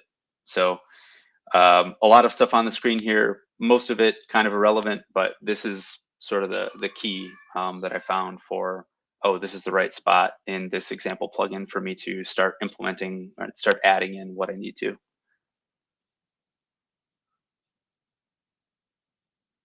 So yes, I wanted to wrap this up a little bit by talking about why Rust and safety critical makes sense, why they go together.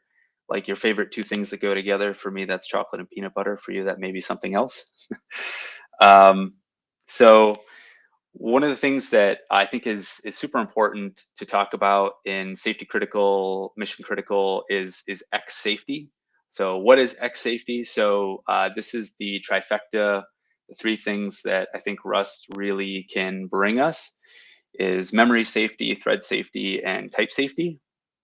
So these things existing in the Rust language at largely compile time can help improve functional safety incredibly and improve the software quality in safety critical systems. So I think if you've been around Rust at all, you've probably seen this chart like a million times, but this is something that Microsoft put out that goes through historically and checks of the CVEs that they've submitted, what percentage of them are due to memory issues. And they saw pretty consistently over time that, yeah, a large percentage of these things are due to memory, so 70% roughly. This goes to speak to as to why they've gone and invested some amount of money into Rust, and they've also started to investigate changing some of the internals of Windows to use Rust. So really cool stuff to see. And just goes to show that this idea of X safety is really like a cross-cutting concern. So in the case of, say, Microsoft, or say like a company that's making a web browser like Mozilla, they are less concerned with physical safety, function of the intended object, function of the intended software, than we are in safety critical. But there are still concerns about, say, leaking customer data and so on, that do make sort of a good alliance between safety critical for these purposes and many other domains. So this is really short, not super representative example of how you might write C++ or Rust, but it gives some flavor of what Rust can bring to you as a benefit. So on the left here, you can see some C++ here. So we've got a couple of pointers. We've got an integer. We point those pointers at this integer variable. Then we can go ahead and modify through both pointers. We can print out through both pointers. We can just access both mutably and immutably the value that's there. And then, in fact, we will also happily be able to access these dangling pointers down below. On the right, there's some Rust code here. So this is showing that if we have this variable, call it value, and we try to make two mutable references to it, we will get a compiler error. We will get told that at compile time, we are not allowed to have two mutable references to the same memory at once. And this is foundational to how Rust is able to bring those benefits of memory safety, thread safety, type safety. It's by the borrow checker. It's by ensuring that we don't have data races. It's all sort of baked into this really nice static analysis that's done in the Rust compiler.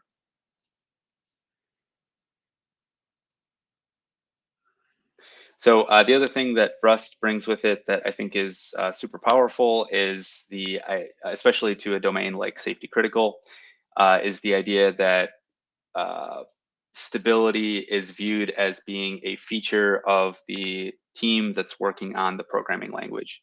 So even in 2014, before version 1.0 came out, there's a blog post that was put out by the team that I think is really illustrative of the mindset that they view this as being a very important thing for adoption of Rust.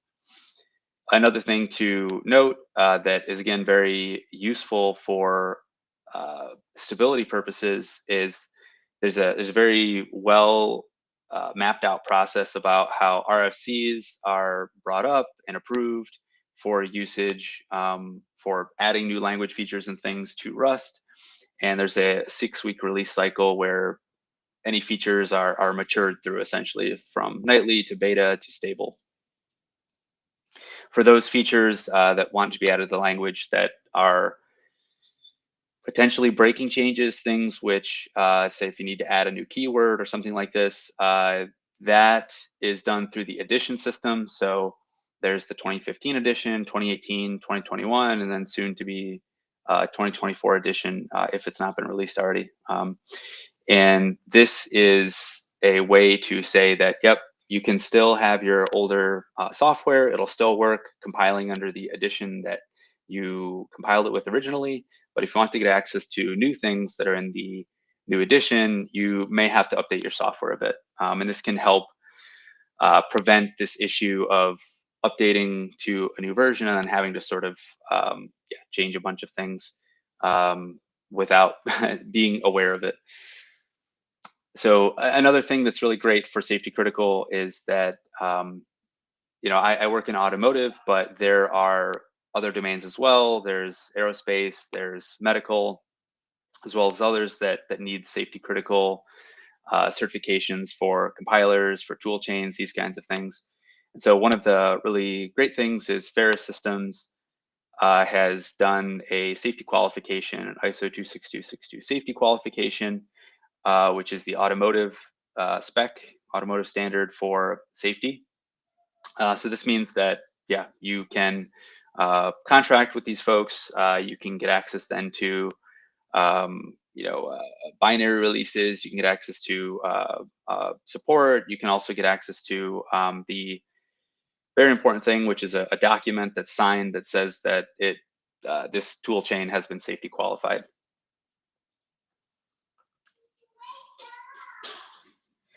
So lastly, I wanted to talk a little bit about the adoption of Rust within safety critical. In particular, I'm most familiar with automotive. So there's this Rust Safety Critical Consortium that has been kicked off, and that I serve as chair on for the Coding Guidelines Subcommittee. So if you're interested, you can check these things out later and see if you're interested in sort of joining the good fight of bringing to Rust to safety critical.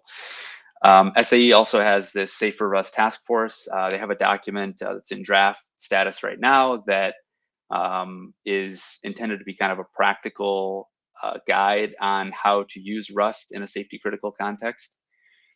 The AutoStar Consortium has a guide that's been put together on how to use Rust in adaptive AutoStar applications. And then there's also been an adoption, really cool to see among automotive OEMs. Chiefly here, I've seen Volvo Cars and Ampere putting out statements about how there's now Rust software in vehicles that are rolling off the line and that customers can actually drive. Lastly, here for sort of industry news. So my employer, Woven by Toyota, has been working with Ferris Systems now for a little while and sort of scoping out how to use Rust for automotive applications. So this is a bunch of industry news and things that are going on. Another thing to sort of keep in mind is that the government folks also have some thoughts. And so given various issues that have happened on security and data breaches and leaks and these kinds of things, the United States government has put out a couple of statements from the NSA and CISA. So essentially saying, hey, if you're currently not using memory safe languages, you probably should consider using memory safe languages. And Rust is specifically called out as being one of those possibilities that you could use.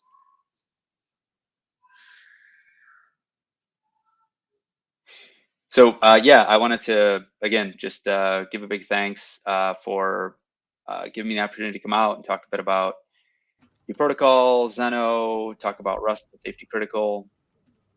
So there's a couple links here that you can take a look at if you're interested. So on the left there, the website for uProtocol. Take a look there. It's got, again, some sort of higher level details. And on the right, there are a couple of links. One to the uProtocol project on GitHub. So you can check out the contributing guidelines and see if you're interested in sort of helping out, either contribute or use some of the projects.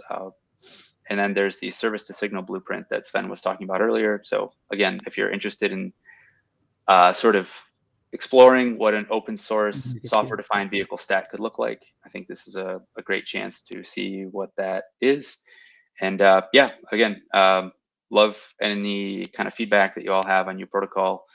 And yeah, thanks. That's about it. Okay, thank you very much, Pete. So quite interesting your observation on Rust. And for me, what was interesting is that when we decided to use Rust, actually we looked at Rust in 2015 for the first time, and we felt actually, at least for our use, wasn't yet ready. And the first version of Zenoh was written in OCaml, which again, just because for a networking protocol, it's essential to be secure. And as you just mentioned, we were very aware of the problem tied to security holes caused by memory mismanagement. What is interesting is that a few years, fast forward a couple of years ago, now there is a massive movement and far more awareness that there was, let's say, around 10 years ago around these challenges. And obviously we are glad of the choice that we made. And again, we are glad to see that more of the market is moving toward Rust. I mean, we have gathered lots of experience, so that's we kind of decided to embrace it quite quickly for our rewrite of Zenoh. We are seeing the benefit, and it's very reassuring that the overall market is moving in that direction. That said, let me bring up Hideki-san. So, hello, Hideki-san, which, by the way, is our guest from Japan, but he's not just a guest, right? Because it's like a Zoom meeting in the Zoom meeting, which I love this. So, again, thank you, Pete. Let me bring up Hideki-san. Let's exchange just a couple of minutes before getting started. So you will have a series of presentations. Again, for me, this is the Japanese Zoom meeting hosted by the Global Zoom Meeting. We have a very active community in Japan. And again, you are a pretty active animator and contributor. So thank you for all of that. Are you ready to go? Yes. Okay, so I will start sharing your screen. I myself. Is it good? Okay, I'm Hideki Takase, Associate Professor at the University of Tokyo in Japan. Thank you so much for inviting me again as a presenter at the Zenoh User Meeting. This year, I'm going to organize a lightning talk session from Japan. We hope you enjoy our presentations as an example of use cases and interesting R&D activities in Japan. Please find my account Takase Hideki on X, Twitter, GitHub, or Discord server for Zenoh. First, let me introduce my recent activity. I am from the ROS community and one of the organizing members of ROSCON JP. This year, 2024, Zeta Scale supported ROSCON JP as a gold sponsor. On behalf of the ROS organizing committee, I sincerely appreciate your support, especially to Yuan-san, and all Zeta Scale members. And this year, fascinated by Zenoh's excellence, I gave 4 or 5 presentations to spread Zenoh in Japan. The biggest opportunity was happened at ROSCON JP. I explained the happiness of Zenoh ROS to DDS plugin and RMW Zenoh for Japanese ROS community. Also in S-West, a workshop for embedded engineers in Japan, I held the hands-on session to provide an opportunity to experience the wonder of Zenoh. In addition, I'd like to share the latest activity about Zenoh EX, which was already introduced the last year's Zenoh User Meeting. Zenoh EX is the Elixir API for Zenoh. I know Elixir is not famous, but roughly speaking, it is an interesting functional language operated on ARM VM. One of the key features for Elixir and ARM is that the process is very lightweight and robust. Moreover, since ARM has been developed for telecommunication and server systems, it has excellent concurrency and parallel performance with soft real-time capability. Key idea to realize Zenoh EX is very simple. Elixir and ARM provide new features that can call the function implemented in other languages. We use LeVasseur as a Linux layer to call Zenoh functions implemented in Rust. Of course, our source code is published on GitHub. Please check it out. The latest version of Zenoh EX supports almost feature provided by Zenoh version 0.11.0. Support for the version 1.0 and later is, of course, ongoing. This is a very difficult but interesting work for us. If you are curious about the marriage of Elixir and Zenoh, please join our development team. Okay, let's start writing talk from Japan. I will navigate use cases and interesting activities that have happened in Japan this year. But unfortunately, all of their presentations will be video played only. Please understand that all my friends may be sleeping because this event is being held at midnight in Japan. Okay, let me give a time to check the audio. This is audio test, check 1, 2, 1, 2. This is audio test, check 1, 2, 1, 2. Can you hear me properly? Very good. Yeah, that's perfect. Yeah. Okay, let's go. The first presentation is from Professor Yutaka Kikuchi. Kikuchi sensei is one of my best research partners, and we are working on the novel processing framework for wide area distributed systems. Okay, Hi everyone, I'm Kikuchi Yutaka from Kochi University of Technology.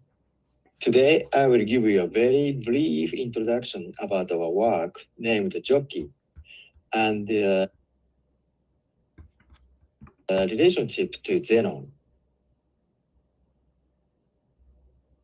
One of our major interests is to introduce the modern computer science into industrial systems. This is because I feel that many industrial systems have not benefited from modern computer science yet. Our trial to this issue is Jockey, that is a framework of distributed computing. If you made a system on the Jockey framework, your computing processes will be distributed onto appropriate servers automatically. The appropriateness will be determined with an evaluation function to maintain minimal latency or minimal cost or minimal energy consumption.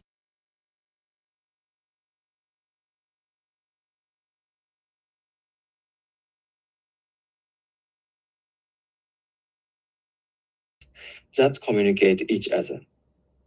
Jockey migrates those processes from poor clients to rich computing engines via relay servers that determine an appropriate engine according to the demand of the processes. For example, if you have built your industrial system on the Jockey framework, you can easily expand your factory by just putting new facilities. Jockey will automatically migrate the processes onto the new engines. We had already released the first version of Jockey. You can find it on GitHub. We wrote Jockey in the Elixir language.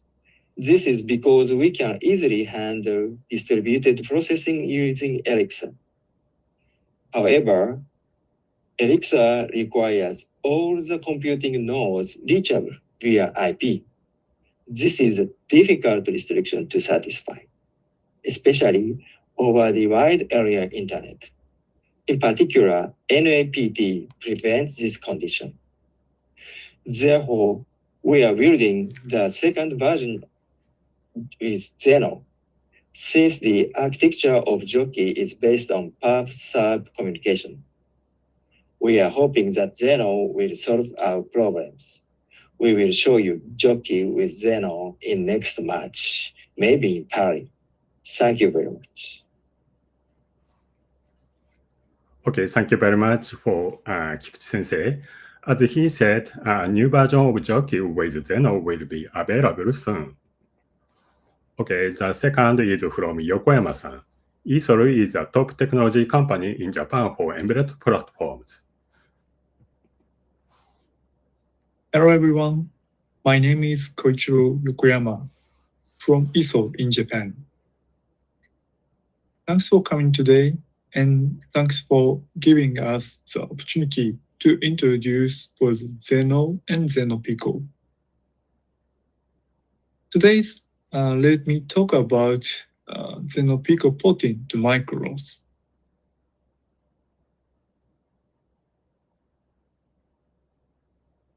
First, what is a ROS and microROS? ROS is a robotics software platform. This application is implemented as ROS nodes, and the nodes communicate using the publish and subscribe model over the DDS. Micro-ROS is subsets of ROS for microcontroller. The micro-ROS software communicate using XRC DDS. What is the relationship with Zenoh? Zenoh can be used with RMW Zenoh instead of DDS. So Zenoh is one of the alternative choice for ROS middleware and communication software. However, microROS does not support Zenoh now. Okay, so next is how to replace XRC DDS to Zenoh Pico. Zenoh Pico is Zenoh for microcontroller unit. If microcontroller can talk Zenoh protocol, ROS is not necessary to convert the packet for Zenoh. It can communicate directly each other. So our achievement, one of our achievement is porting the RMW layer, ROS middleware layer to the Zenoh Pico. You can see the right diagram. Left side is the traditional micro-ROS system structure, and right side is the micro-ROS with Zenoh Pico system structure. So we create the new ROS middleware layer for Zenoh Pico based on microXRC DDS, and including the build system, including the Zenoh Pico to the micro-ROS build system. Okay, so left side is the micro-ROS workspace, and right side terminal, upper one is the Zenoh D. Zenoh D is the Zenoh router for the ROS, and bottom right one is the RMW Zenoh workspace.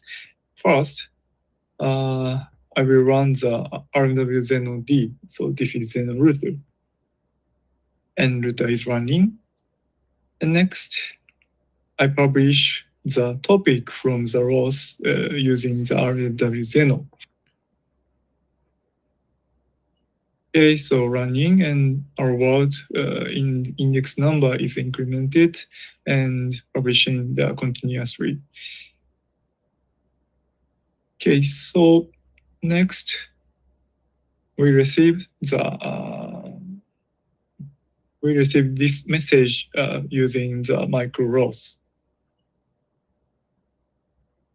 Okay, so same index number, it's in no latency, and we can confirm the micro-ROS RMW Zenoh Pico can receive the message.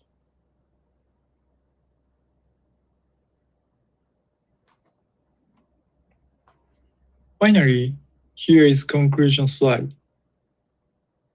We create RMW Zenoh Pico. This is ROS middleware layer of micro-ROS for Zenoh Pico. ROS is agentless communication with Zenoh between ROS and micro-ROS. We check the demonstration. And cons, a requirement of RMW Zenoh on ROS, and challenges in coexisting with DDS. We need to thinking about the system structure. Okay, that's all. Thanks for watching our presentation. Thank you very much, Yokoyama-san. As you know, RMW Zenoh is a powerful solution for lost robot systems. But have you ever imagined why there is not exist RMW Zenoh Pico? So please check their activity. I will post the link to YouTube comments. Okay, the next presenter is Hasegawa-san from Shizuoka University. His laboratory focuses on a very unique research project called bike informatics. Hello everyone, my name is Joe Hasegawa. I'm a master student of computer science at Shizuoka University in Japan. Today, I'd like to talk about the creation of a real-time GNSS tracker using Zenoh. Last month, an event was held at the Tsukuba Circuit, where professional racers and fans shared the track. We prepared a custom-built GNSS tracker and mounted it on a professional racer's motorcycle. The tracker published location data to Zenoh, which was visualized in real time by the viewer. Here is an overview of the communication. For RTK, the base station published GNSS collection data, and the tracker subscribed to it. The GNSS module performed RTK and published the location data, and the viewer subscribed to it. In the photo, the green case has the smartphone used for tethering, and the GNSS tracker. The tracker uses the smartphone's tethering feature to establish communication over LTE. The Zenoh client is running on microcontroller of the tracker. GNSS collection data is published from a laptop via Starlink. Similarly, the viewer subscribes to the location data through the same network. The Zenoh router is located in the lab and is connected via a wired network. It's running on Raspberry Pi 3.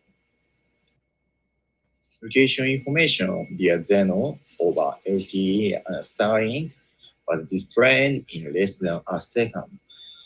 The motorcycle was also equipped with a GoPro and streaming, but there was a 7-second delay.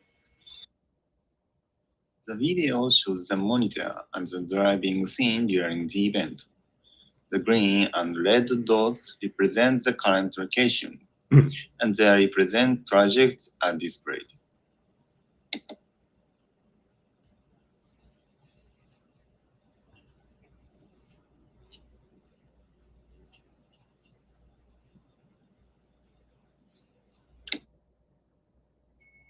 Thank you for listening. This is so amazing use cases in a motorcycle with Zenoh. They plan to continue using Zenoh to create a new platform for bike informatics. This is the final presentation. Oh, yes, okay. Okay. Final presentation is from Watanabe-san. SoftBank is one of the biggest vendors of telecommunication networks in Japan. Hello, everyone. My name is Hirofumi Watanabe from SoftBank Corporation. Today, I'll share how we use Zenoh to achieve seamless robot communication in a real-world fleet management system. Our team develops and operates loss-based robots. We focus on proof-of-concept projects, including national demonstration experiments and internal studies exploring innovative robot applications. In our POC, we use OpenRMF, a framework for centralized robot fleet management. It handles tasks like route planning, system integration, and fleet control. We manage two types of robots, Cuboid, an in-house loss-one robot, and Kachaka, a PFR robot, leveraging APIs. We also integrated elevator system using the RMF lift adapter for seamless floor transitions. Zenoh played a key role in ensuring LTE-based communication between robots and RMF servers. making this setup reliable and scalable. Additionally, we developed a custom Zenoh bridge fleet adapter, enabling uninterrupted robot communication and simplified fleet management. With this setup, OpenRMF handles centralized fleet management effectively. However, this system success heavily relies on reliable communication, especially when robots move across floors using LTE. This is where Zenoh comes in. Zenoh solves the key challenge of ensuring seamless communication across floors, which I'll explain next.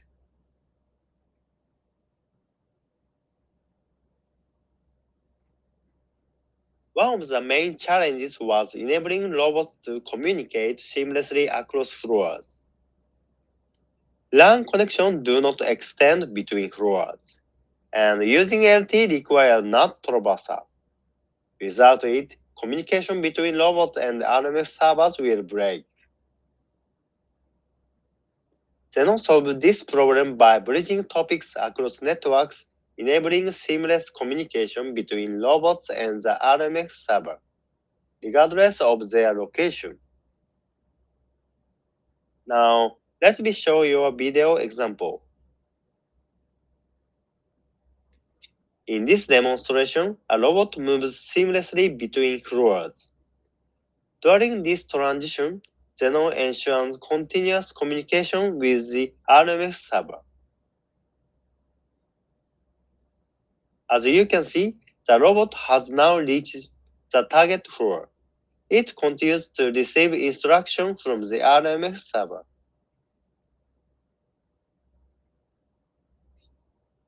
In conclusion, Zenoh enables seamless robot communication and scalable management across diverse infrastructures.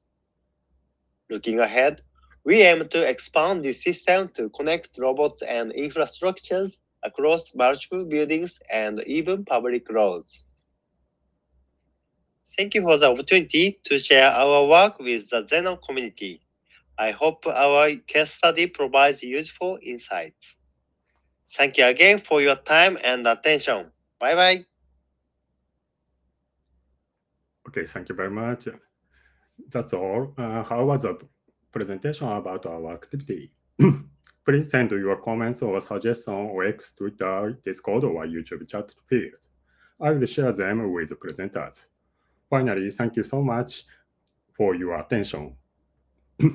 Okay, that's all. Okay, thank you very much, Hideki-san. That was very, very insightful, and I liked very much the format. So please thank again the other speaker for recording the video. Extra thank you for you, because I believe it's past 1 a.m. in Japan, and Yes, yeah. yes. So very yeah. Okay, great. So let me bring in our next and last speaker for the day, which actually is by me, is Cian. And I will be concluding the Zenoh User Meeting with an additional presentation and some demo. I see you brought some. Fingers crossed. Yeah, finger crossed. Fingers But there are. What is that? Show it. This is a little An controller. Xbox controller, No, right? it's a Logitech controller. Oh, Logitech controller. Which Okay. is quite famous for that submarine, but not for. Okay. Wasn't a controller. So. Okay, but we'll get there. Okay, so Hideki-san, thank you again. I will slide you off the stream. And we'll see you soon. I think I'll see you next, probably in Paris, right? Yes, yes. Yeah. I'll visit. Yeah, sounds good. Yeah. Thank you. Ciao. Thank you. Bye. Bye. Okay, so let me bring your screen on the stream, and the floor is yours. Okay, perfect. Thank you, Angelo. And My pleasure. yeah, good evening. Bonsoir. Thanks to Gillian and Daniela for the invitation to come to Paris here to the Zeta Scale headquarters. My name is Cian Donovan, co-founder and embedded systems architect at Akara Robotics. Also do DevOps or whatever the day requires, different hats. So at a high level, what do we do? So at Akara, we help healthcare facilities increase their capacity through automation. So we streamline room turnaround using smart sensors, analytics to optimize the scheduling of both procedures and the UV disinfection with our robot. So here we have the sensor on the left, robot in the middle, and the dashboard on the right. So quick little video here. This is an operating theater room. So the first thing we do with a new customer is we go and we do a full 3D scan to get a sense of the facility. So this is just done with an iPad with the LiDAR. And we do that for anywhere where we're going to actually be doing disinfection. So that helps us build these 3D maps to act as a digital twin of the real environment. And that's essential for us to determine the optimum path for the robot to follow, to get the correct UV dose to all surfaces, make sure there's no shadowing, and obviously different pathogens need different levels of UV, different times. Yeah. So this can all be adjusted and simulated beforehand before you actually go make your plan of action. So just quick overview of bringing it together. We have this sensor, which has a bit of Edge AI running there on an NPU. So it processes these thermal camera images to get kind of an idea of what's going on in the environment. If there's a surgery going on, if it's started, if it's completed, cleaning and whatnot. This then links up with the cleaners and the team who are dealing with the robot. And that allows then the robot to come in, schedule when there's free time, do the disinfection, and then signal for a new surgery to commence. But I think to kind of bring Zenoh into the picture, what I'm going to do is I'm going to take a step back and kind of go through our journey, all the trials and tribulations, and everything I guess we did wrong because we weren't using Zenoh, right? And just go through some of the technical evolution of Akara, and why I guess Zenoh is the missing piece of the puzzle that kind of slotted in nicely. So here's a bit of a throwback, early days before the pandemic. We used to do very different robots. These were social robots, kind of to help be kind of companions and assistants for elderly people. Here's kind of a behind the scenes picture of our robot Stevie. And this was before it was about to go on stage and be unveiled. Of course, minutes earlier, we had mechanical failures, electrical failures, ROS failures, things were crashing, our fault, of course, but you know, these things were happening. And it was in a box on stage. And engineering life. I know. You can probably judge it for our terrible engineering practices if you zoom in on the screen. But it was in a box about to be unveiled, right? First thing in the world. Yeah. And we had a face on the robot on the screen, and that was crashing, right? And so I didn't know if this robot was going to burst out of the box and have like an Ubuntu desktop, or if it's actually going to have the face. And we were all kind of trying to SSH in over local Wi-Fi, trying to like restart things manually. And I just remember sitting there being like, well, this is terrible. There has to be a better way to do this. It really kind of, as an experience, it stuck with me. Of course, in the end, robot popped out and it all worked, but that was by the grace of God and not because of our engineering skills. And so, to me, what stood out was that we needed the robot and our software to be more declarative. It needed to be reproducible. We needed ubiquitous access to it in order to get that information, see what's going on board. And for that, you need debugging, you need telemetry. I guess skipping a little bit ahead. Not long after that, there were kind of murmurings of maybe a global pandemic. At the time, we were still a spin-in company in Trinity College in Dublin, and some of the team were doing research and UV disinfection. This kind of, this virus started spreading. We decided to whip together a prototype. You might recognize the Turtlebot 3 base there. So we whipped together a prototype. Indeed. Yeah. And in 48 hours, threw it together, very primitive, no infrastructure, no nothing. But we kind of saw potential with it. The company pivoted and lockdowns began like the next day. So we kind of had immediate issues in that's me there on the right, and that's my colleague Neve. We're both at home, locked down, and she managed to take the robot with her. We need to work on this robot. We need to develop software and test. How the hell do I do that from the other side of the city, stuck in my room? So we're messing around trying to like port forward manually, just trying to get some SSH. For some reason, she had IPv6, I had IPv4. Okay, that didn't work. Great. Just tons and tons and tons of issues. And yeah, like we tried X11 forwarding, like the classic thing from the 80s. I mean, that worked, but it sucked. It was slow, and it really didn't work well with the containers we were trying to use to try to solve that kind of reproducibility and reliability kind of thing. So, okay, well, what can we do? Spin up maybe AWS, of course. That's the first thing you always reach for, right, these days. EC2, okay, maybe the robot then reverse SSH tunnels to this public AWS instance. All right. Hack together some WireGuard stuff for each user, manual keys. Everyone has the keys, sending keys to each other over WhatsApp, copy, paste, trying to run these services. Everyone's trying to hop onto this AWS network and then go back down the tunnel to like SSH in. Okay, I've got a shell. Fine, let's, hope it still works. Wasn't great. Not scalable, manual, bad latency through the relay, very fragile. I actually forgot about it for like 4 or 5 years, and I realized I had massive bills. That was another thing. Yeah. But since we'd moved away from it, and of course, like the ROS tooling, graphical stuff, that's not really addressed. So, okay, maybe we can have whoever's by the robot, get their laptop out, connect over DDS, and then share the screen. Fine, but then there's only one person who really do one thing. You're kind of taking control over the mouse. VNC, RGP, not great. TeamViewer, like we tried them all. Yeah. Not an ideal experience really at all. And of course, you always need someone there right beside the robot to be that kind of hop-in point to get into it. So also didn't work particularly well. We moved something I actually quite like and still use today. So I think someone else mentioned this on the previous talk. Tailscale. I can't say enough good things about Tailscale. That's great. It solves the reachability issue because, under the hood, it does a lot of firewall traversal, whole bunch of a bunch of really, really interesting techniques to just try to make the internet back the way it was supposed to be, your peer-to-peer thing. Of course, modern internet's not like that. There's too many firewalls and that's which kind of break it, but it tries to return it back to, I guess, the way it should be in principle. And of course, WireGuard under the hood. So you have the assurance that you have an encrypted end-to-end connection. So that's great for SSH and terminals. But of course, you work with ROS, you want to use RTT, you want to use ORVIS, you might want to just, have your terminals locally and work. I mean, that's the point of ROS, right? It abstracts the network layer. So, okay, can I do that? Well, we could use DDS. DDS works over the network. I guess I can just point DDS to the Tailscale interface and it'll just work, right? Maybe. It doesn't really work. So I've got some sketches here, some terrible little sketches. So here we just have a standard USB camera. So USB 3, whatever, USB 2, doesn't matter. It's actually a lot of bandwidth, the uncompressed stream. But that's fine. So that's going over USB. And that's going to Video for Linux 2 node, ROS node. That's great. Then maybe we have a navigation node that wants to consume that for doing some visual SLAM.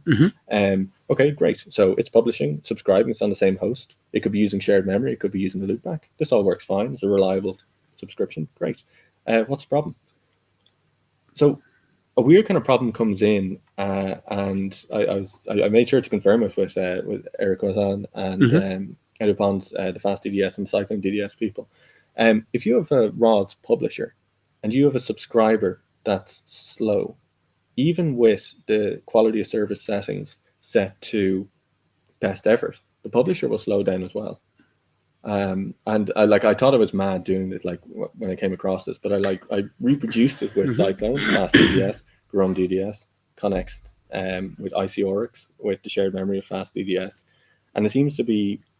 I'm not sure if it was an issue with DDS implementation or the protocol or the ROS client. Was this across the network? Because maybe they were congesting the Wi-Fi, because the issue is that even if it's best effort in DDS, it doesn't slow down.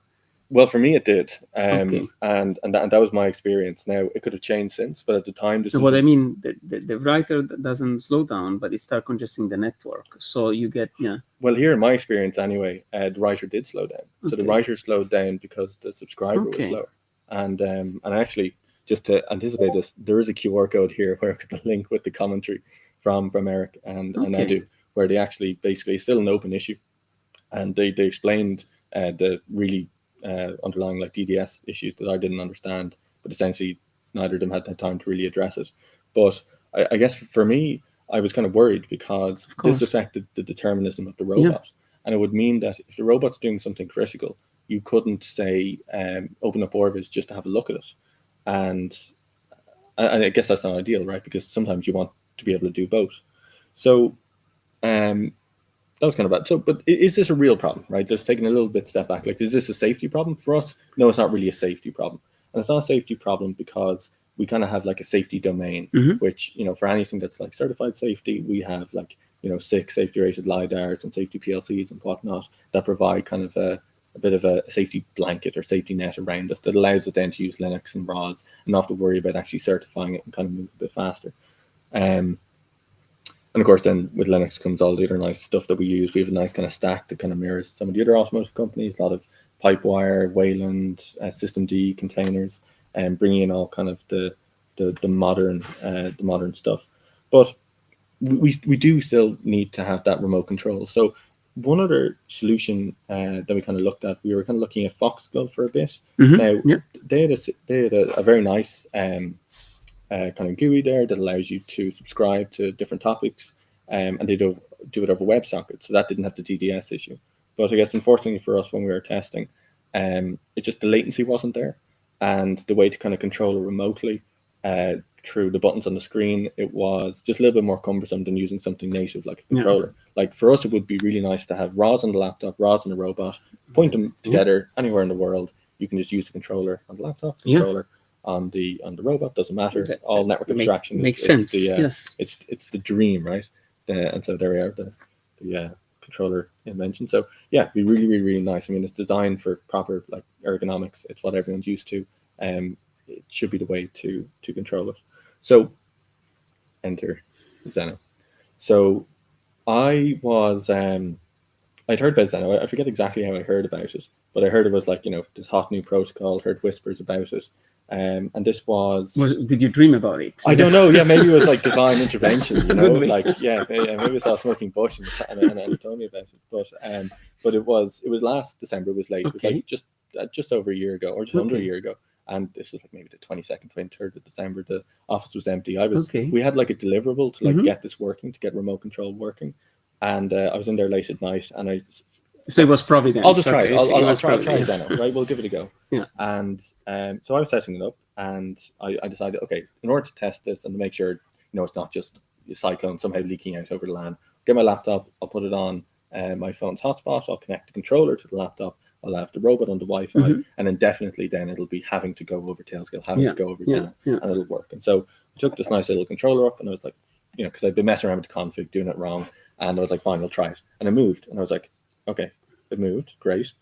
Well, that's quite fast. I guess I forgot to take the dongle out of the robot, right, and put it in my laptop, because this is working, and it shouldn't be working. That, like, this thing doesn't work first time.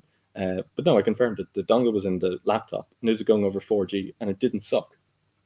Which is great. It was fantastic. It was like, wow, like I expected some sort of hit, like for it to be, for it to work, but it to work terribly, just because I was so dejected through my past experience in trying to do this. But I honestly couldn't tell the difference. And I thought I was going a bit mad. So I really made sure, because we have a few of these hanging around the office, and I'm like, this one stops working, plug it out, plug it back in. But no, it just worked. And I think I was like ringing up people, telling them, I was like, Zenoh is the future. Zenoh is the future of ROS2. ROS2 is back. This is incredible. Like, I was ringing my colleagues and texting them and telling them this is amazing. And yeah, that sold me on Zenoh. It really, really sold me. And it really sold me, it made me more like bullish on ROS2 as well. So like Zenoh really, it really came at the right time for us. So again, well, I'm glad that he helped solving a problem, right? Yeah. It's always good to hear that. So this is just in case my real demo actually fails. This is just me in my bedroom. This is the office, and so like you're able to just drive it completely blind, other than the sensors. The latency is low enough, and as you can see, the data streaming there very, very nicely, very nice frame rates, and there's lots of clutter and stuff on the floor. No problem. You can drive around us using someone walking by. Yeah, someone walking by. Oh, need to avoid all that clutter. It just works. It really, really does just work. So again, we have quite a kind of component modular development. So even in the office, we just use Zenoh. So somebody is maybe working on their own laptop. They have just one component of the system. They'll run that container, run the GUI, and they'll just kind of optionally plug into any robot and kind of test just one system. So here, just testing the GUI with a real robot. But you don't need to walk over to the robot. You don't need a robot to yourself. You can get all the real robot data, real battery and stuff on the screen for the robot. Again, here, you can just kind of control it. This is like just one developer, only needs a screen, doesn't need a whole robot. Zenoh bridge to the robot, control that robot, Zenoh bridge to another robot, test that one. Don't even need to get out of your seat. I guess we could try a little live demo. I'm always for live demo. You have to be brave in live, brave and bold. Look, at least it's showing up there. So this is Dublin. There it is. Robot, looks like it's charging. Probably won't be brave enough to move it. I think my controller ran out of battery. But as you can see in the video, if I could, I would. And there's no issue with it at all. Streams live there. It's really, really nice. And in practice, we do this pretty much every night at the moment for a new deployment we have over in England. So we, look through the robot. We get to see it. We get to see, somebody has set it up. They've plugged in the nav clean, and we just monitor to make sure everything's all okay and it's fine.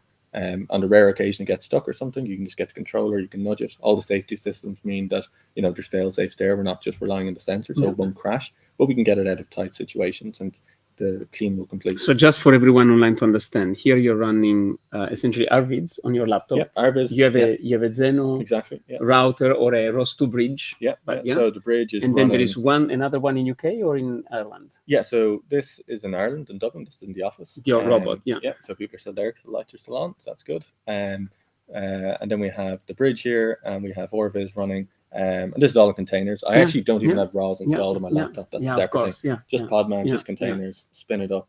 When I run the Zenoh command, I just have a little like alias, pulls in the latest version from the upstream Docker build, pulls it in, runs it. I just specified the name. So like I can connect to essentially whatever robot I want. So I can just go here, that's VA3. I can connect to, if they're online, any other of our serial numbers, pop it in there and it'll just point it out. Very cool. Connect. So you can easily just switch between your entire fleet, control them, debug them, monitor them, get all the live data. And you don't lose anything, right? You don't need to rely on having like a whole graphic stack in a robot to have some sort of like slow, laggy kind of like bitmaps being sent over the network or PNGs and fuzziness. This is like nice, crisp, native. You get the actual hardware data. accelerated, Exactly, everything. Yeah. It's really, really, really super nice. Cool. Super cool. Shoot. The wrong button. My bad. So that's live demo. Great. Oh God, should not click that. My bad. Sorry. Live demo. Okay, so ORMW Zenoh. We're very excited about ORMW Zenoh. Not click that Firefox button. Here you are. Okay. I've got like 5 different windows that pop up. My bad. 6 different windows. I think they have like a couple of 1,000 tabs each. Very bad. Sorry. No problem at all. Getting back to it. ORMW Zenoh. So we're very, very excited. Oh my God. Sorry. Apologies. Okay. ORMW Zenoh. So yeah, we're planning to explore ORMW Zenoh. I was playing around with ORMW Zenoh a good bit there, just before I came over. So yeah, compiling it from source on Jazzy. Just got to set up with the RealSense, and then over the network on my laptop, streaming video images fine. Really excited about the shared memory work. Yeah. I know there's still a bit more development to do there, but it's really, really, really positive. Like that would be a big kind of win for us because it would reduce some overhead and just, you know, have better determinism for the local host. And of course, we know that Zenoh kind of solves that issue that we had with the DDS. So yeah, really, really, really excited for Zenoh. The configuration is great. Like the JSON 5 configuration files, there's just so many different options to kind of configure it just how you like it. As I said, we use Tailscale, so we can say only talk on Tailscale, only talk on this interface. That's great because sometimes the IT people in facilities understandably say, we want to really keep your traffic, you know, to a minimum, keep it straight and narrow, do not talk to anything else, just do that. So the ability there to like really fine grain tune the Zenoh is really, really, really then, nice. by the way, minimally, we can do everything with one port, right? Yes. That's Oh, that's really, really, that's really nice. Yeah. There's no like, because of course, I think if I remember correctly in DDS, there's whole ranges of ports that you need. And it's better to ask for less. And then every robot has to be on a different domain, otherwise it's a mess. And a different domain is a new port that you need to deal with. Anyway.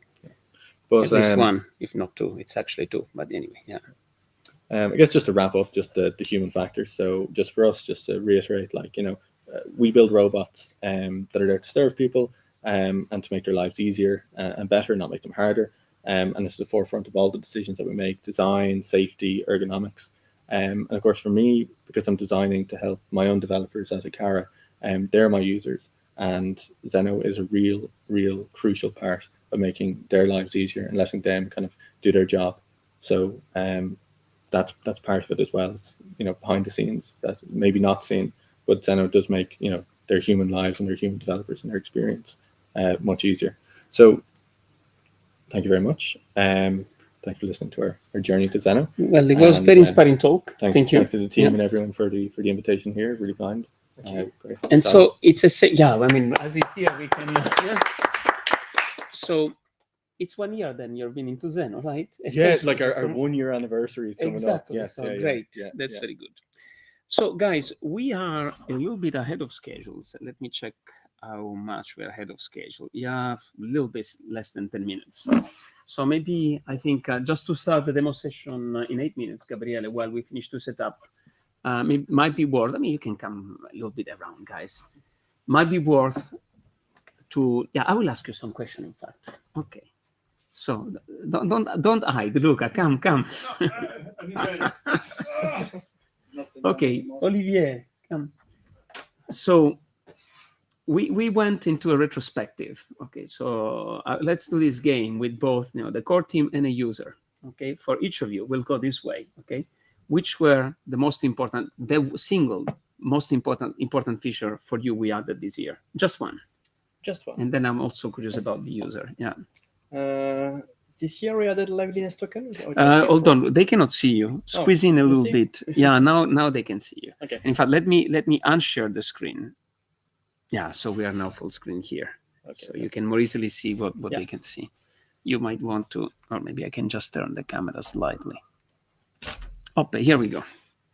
Yeah, so I was saying, don't recall if it's this year or just a little before, but liveliness token, I think will be a very important new feature in Zenoh that helped a lot in the ROS2 ecosystem, and will help a lot also other use cases, everything about discovery and still be able to scale.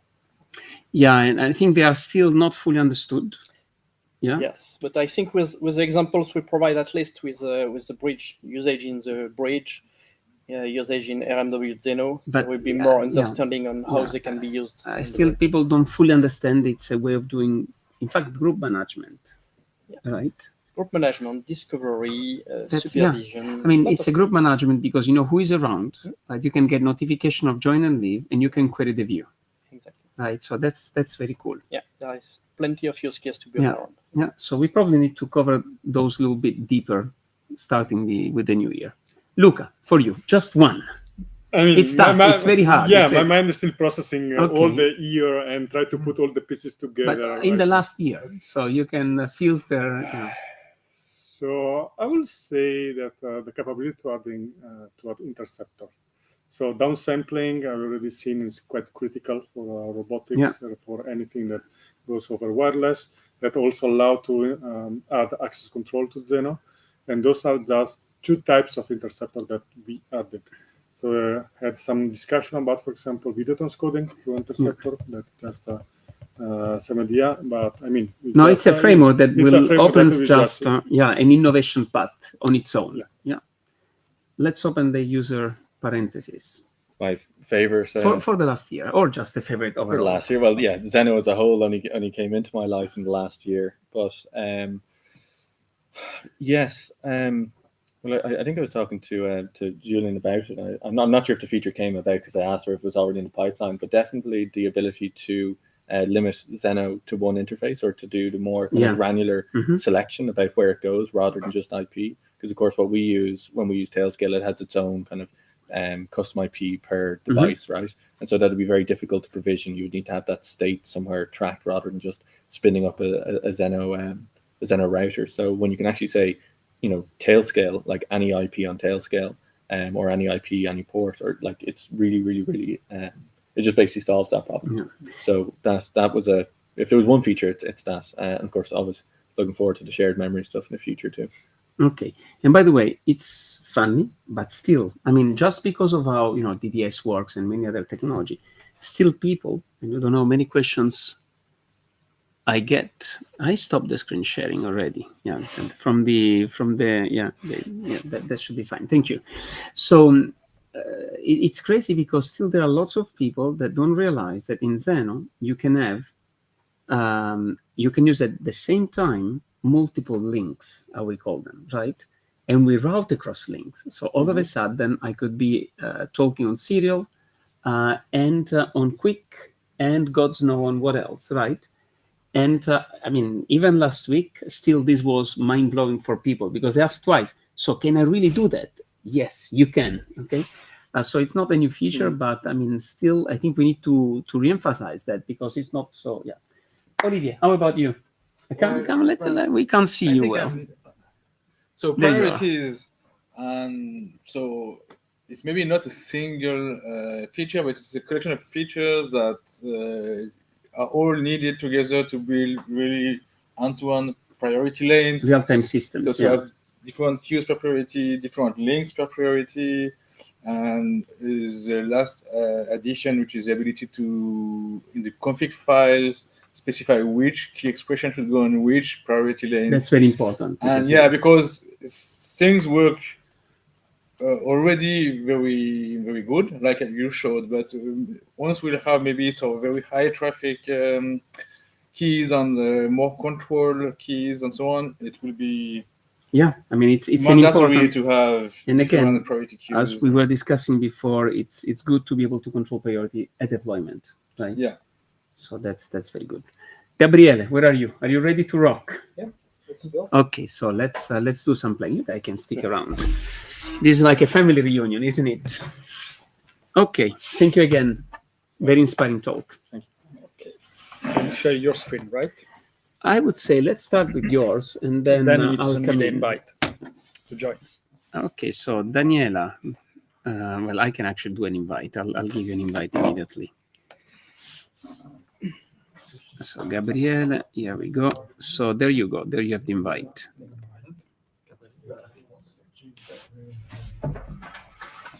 As soon as you share your screen, yeah. Okay, so in terms of agenda, where are we? We are at the very last session before Q&A, and we are going to introduce the paths and the tools. And I think this goes a little bit in line with the previous talk, because we are really trying to make it as simple as possible for you to build application that can run from anywhere across the globe, and making it without taking your head on how you need to deploy your infrastructure, on how you secure your infrastructure, and so on and so forth. Can you see the screen, right? I can see. Hold on a second. Yeah, I can see. So I will be sharing your screen. Okay, so from where we want to start? From the cloud? Or either from the beginning or for a random point in the presentation. But I suggest it's better from the beginning. I mean, if you think so, you can start from the end. Do like Memento doing. Yeah, we can do it. So for this time, let's start from the pass. Okay, so let's say that you want to deploy your Zenoh routers somewhere on the cloud or somewhere on your premise. Let's say you want to manage the Zenoh infrastructure. So what you will do, actually, you want to create, you want to deploy them. But you say, I don't want, let's say, to create an account on AWS, or maybe I have an AWS account, but I don't want to deal with the management and the monitoring of those Zenoh routers. I don't want to deal with the security, because it's on the cloud, so you might need to configure TLS certificates. You want to use Quick maybe, and so you need to configure maybe mutual TLS authentication. So that is a burden for a developer that just wants to have Zenoh work. Mm-hmm. So that's where there is the platform. So from the platform, in this case, I'm already connected, and actually I have a demo project running. From the platform, if for instance, I want to create a new project, I can just give the project a name. I could select the Zenoh version I want. In this case, I'm going to select the last one. If I already have a PKI, I could select my public infrastructure, or I could let Zeta Scale generate the certificate for me. So that's even easier as a user. And then I could select where I want to deploy my routers. So let's say I want to deploy one router in Europe, because we are in Europe here. I could select the size of my router. Of course, depends on the bandwidth that I need. Like if I need to connect a few IoT devices, maybe I'm going to select a smaller router. But if I need to connect more robots, I'm going to select a bigger router, because maybe I need to have images going through. And of course, if I want, I can also already configure downsampling. Let's then add another router. This time, let's do in Japan. Let's do in Japan to honor our friends from Japan. So there I have I have these two routers there. What I could do then? I could decide how to connect them. In this case, there were just two routers, so connectivity is easy between them. But I also decide where to store data if I want to store data on different routers. So let's say I want to store some demo /u/** in store. Let's give a name to the storage. I could decide where to store those data. So store it in Europe. And I can also select the kind of storage that I want to use. So it can either be in memory, which is kind of a cache for the router. It can be on a time series, in this case in InfluxDB v2. So you will be prompt with all the information in order to push this data to InfluxDB. also to S3/mini.io, in which also in this case you will be asked the bucket and actually the server where you want to push this data. But it's not only this. You can also, let's imagine you have a brownfield deployment. You had a question at the beginning that was about, can I use Zenoh for Industry 4.0? Is better than MQTT? We will say yes, of course. No, I mean, I think this is what people that have switched think. Yes. Yeah, I would say, yeah. But you say, okay, I have already devices that talk MQTT. Exactly. But that's not a problem. We have an MQTT connector that you can deploy on the cloud, so you can mix your brownfield. Or even better, you in fact can deploy wherever you want. You can deploy wherever That's you a big want. advantage. Exactly, Yeah. exactly. So in this case, you can deploy it on the cloud, but you can also deploy really closer to your devices, so that the data doesn't need to go to the cloud if there is no one interested. And That's we the beauty route of that. between the different And instances. between the different instances. So also in that case, I could select where I want to deploy, and I could deploy it wherever I want. And then when I'm done, I could just have a summary. Say, okay, look, I'm happy with the deployment I want to do. Will have these 2 routers in these 2 regions. You know what? Please, Zetascale, create the project for me. And there it will take a few minutes. So we are going to create the virtual machine, all the networking that is needed. And as I said, the certificates, in order that everything is secured and you can securely connect your devices to the platform, in this case, to the cloud. But let's go to a project that we have already running. So as you can see, actually, we have 1 router in Europe, and then we have 2 devices connected. Actually, we have 1 device, which is B072, which is kind of Akara language for bot 2, which is actually a robot. And then we have another device that was discovered that actually is a Raspberry Pi close by that is connected to this other device, and we can see the topology. So the second one stands for industrial IoT? Maybe, I don't know. Yes, stands. Okay, yeah, that's what it is, right? That's Okay, what I guess, because I mean, we yeah, always this is use an- that language. Yeah, It's an MQTT, I think, to Yeah. ZigBee. yeah. So IIoT. Yeah, I could guess that. Okay. In this case, in this robot, we have ROS. So as we can see here on the left, I have a ROS icon. What this icon will do? Well, will give me ROS information. In particular, we actually seeing remotely the ROS graph that is running on that robot. And we could either see as a graph, so which in this case is quite a big graph because it's a Turtlebot 4. We can also decide to look, for instance, per node. So let's imagine I want to see where the joint state publisher is publishing or subscribing. And I could see like the graph only from the point of view of this node, That's which quite could nice. help a lot on debugging. But what if I'm not interested in seeing the graph? Then I could also see it as a list. So if I go back to my nodes, I have the list of nodes. So let's imagine I want to search for a node, like in this case it's the robot state, just because it's there, I can see it.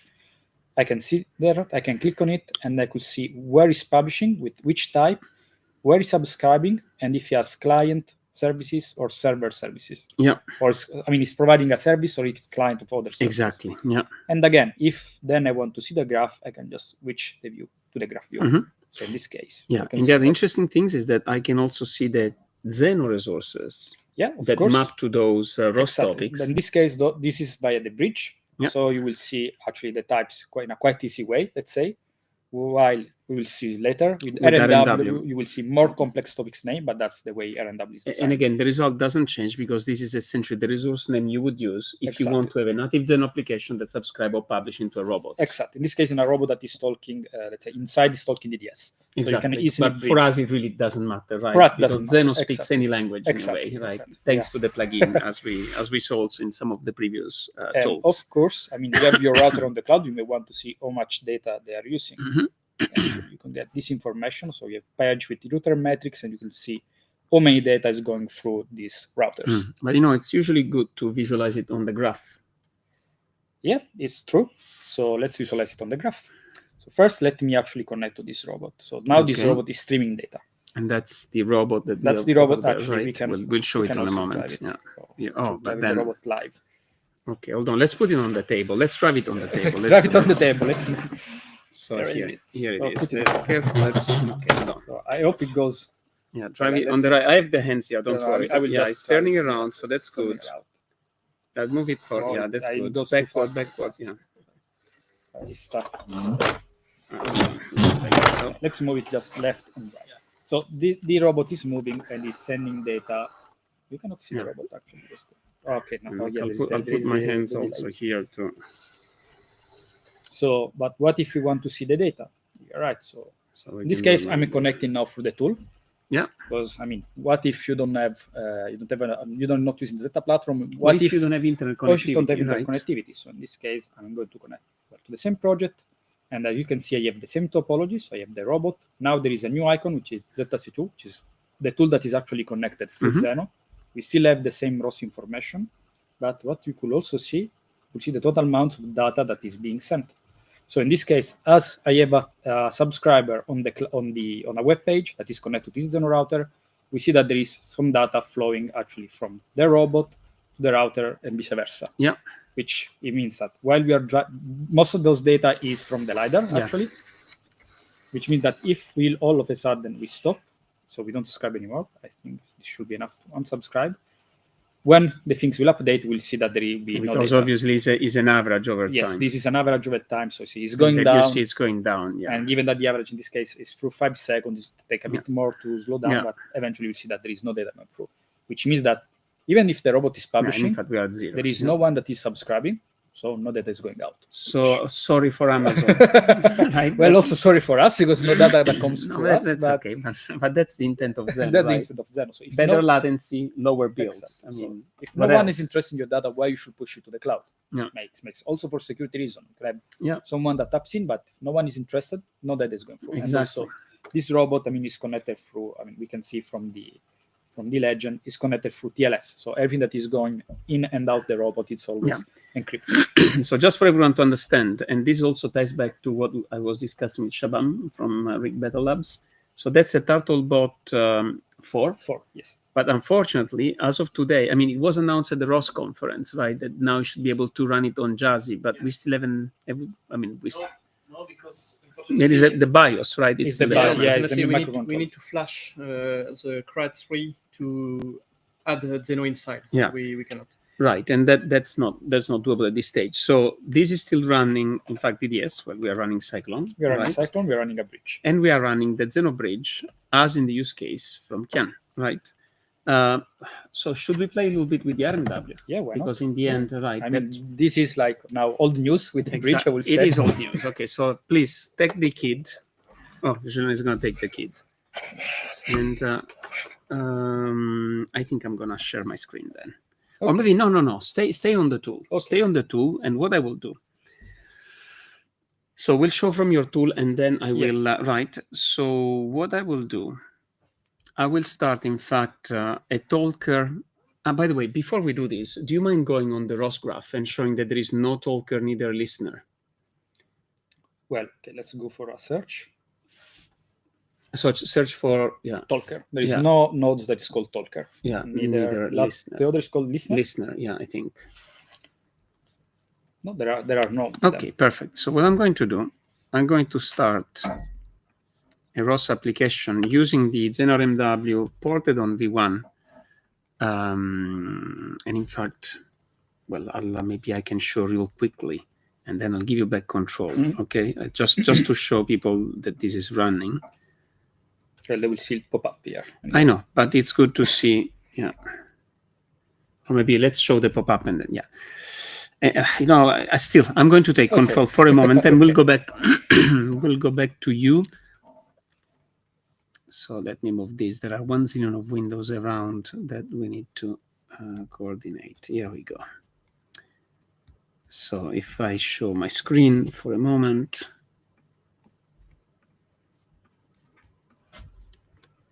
Okay, so you see here, in fact, I have... Did you enable your screen? Yeah. Okay. So, oops. So here you see I have, in fact, let me show from Docker. I have 2 containers running essentially ROS. And by the way, these are the containers that we use for the RMW workshop that Julian and Steve prepared for the ROS Odense, and that myself and Vivek also gave at ROS India. That's available on our GitHub repository. And that's already ready to run with a series of useful scripts on GitHub. And what I have here, in fact, I have 2 containers, but right now I've started application just on one of those. And something else I want to show. So now let's start. So obviously Gabriele wasn't seeing anything, right? So what I'm going to do, I'm going to start a tool. And the interesting thing is that the tool is not just a tool, right? You can run a tool as a router. which is what I'm going to do. So if I show you the configuration with which I'm going to run the tool, so let me open the configuration for this tool.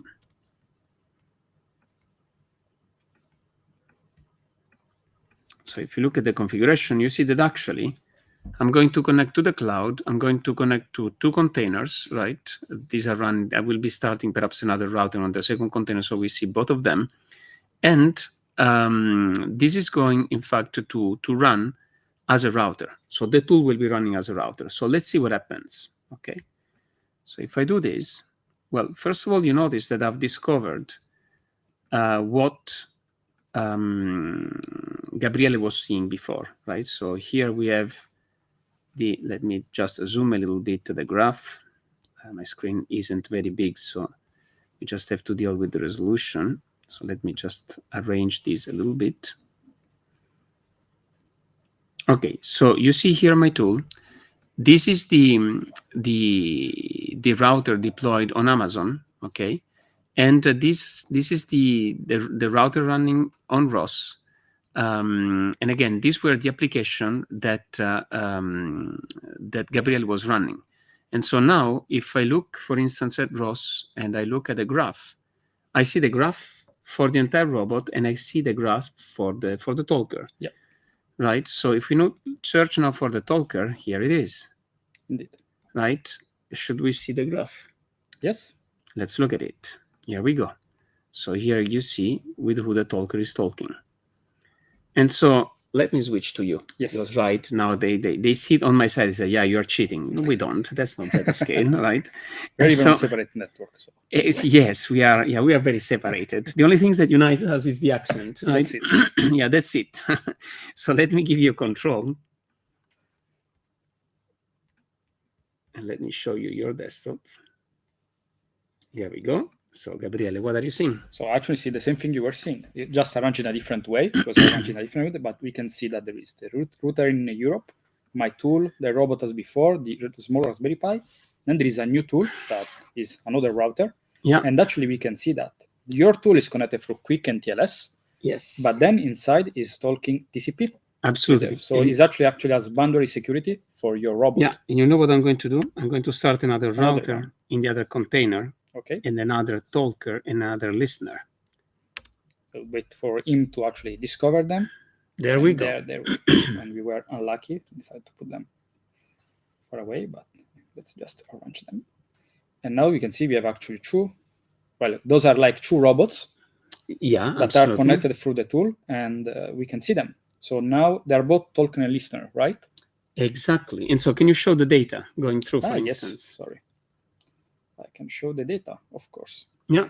You see the data that is going through the different, actually you can see that the data goes both sides because, of course, the talker and the listener, they are kind of cross-talking in this case.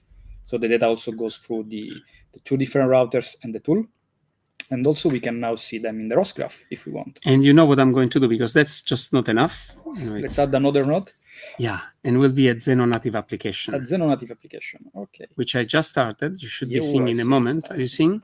The Zenoh application will pop up very, very far away. But and in fact, I will be sharing my screen for a moment. So let me share my screen for a moment. And in fact, here we have the Zenoh application, right, that is receiving data from ROS. Let me start it again for user to see. So you see it's a simple Python subscriber. Yeah, this is subscribing to the chatter topic. It's receiving the data. And receiving exactly the data. Okay. I'll give you back control. Yes. So you can show what you have discovered. And then we can go, because you are running the tool now, we can go back on the past and see that even if there was somebody on the other end of the galaxy, right? If they had an internet connection. We can see now I have everything that Angelo started. I can also see the same thing actually on the platform. Let me go to the home. Oh, it's a bit messy because it's not yet organized. They just pop up. But as you can see, I have this router. I can see the connectivity between those two pairs. I can see this other router with this other pair. So it's actually the same topology that we were seeing on the tool. But this is coming on the cloud. But I'm still not satisfied. Okay, what else you want to see? I want to use this product. Want to use it? So what, you want to connect? Yeah, let's subscribe to a ROS topic from a Python application from your laptop while securing the transport. Hopefully I have Zenoh Python installed. So let's connect a client app. Let's give it a name. Python demo. Do you know Luther van der Ross? No. Okay, so should I? Anybody knows Luther van der Ross? No, because he was pretty famous for a song called "Never Too Much." So Okay, it's never too much. It's never too much. So actually, I've clicked in a few clicks. I generate a configuration that either I can download from this link, either because I'm lazy. What I could do, I can just copy the configuration because it's shown there. And one nice thing that we do from the platform, we generate the configuration as a self-contained file, which means the certificates are already there. Great. So I can just copy this, and I can. Let's create an application. But then you can use with whatever. If you have a Rust, you pick your language. Okay, CD. You have a Z pub, but don't have a Z sub. I mean, it's fine. Let me open a VS Code so I can store the file. Otherwise, you can download the zip and you get the subscriber, right? So do that. Let's do that. That's what a user would do, at least to begin with. So I have Python demo. I can click on it. I can copy the URL. I have VS Code somewhere there. Open a terminal. Actually, the command is already with the curl, so then I can just unzip it. And now I have the configuration, which is the same that you have seen before. So let's just format it, which will connect to the cloud as a client. And then I have the examples there directly, and a README explaining me what is in this package, how I can test this configuration. So do you need to install Zenoh on your machine, or let's just do it for a click? Do it for a click. I can copy paste. I don't even need to. You don't want to create a virtual environment first? Yes. Yeah, it's better. Yeah, because Python 3 will complain.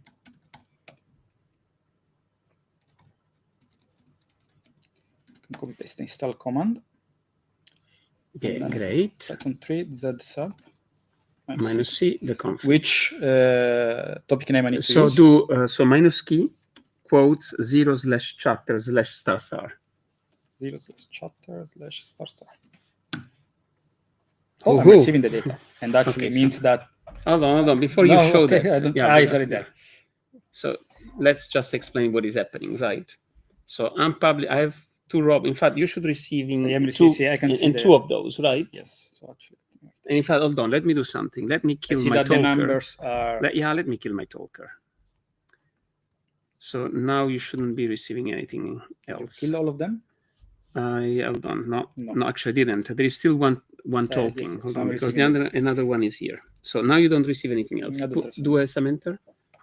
Okay, great. So let me start a first talker.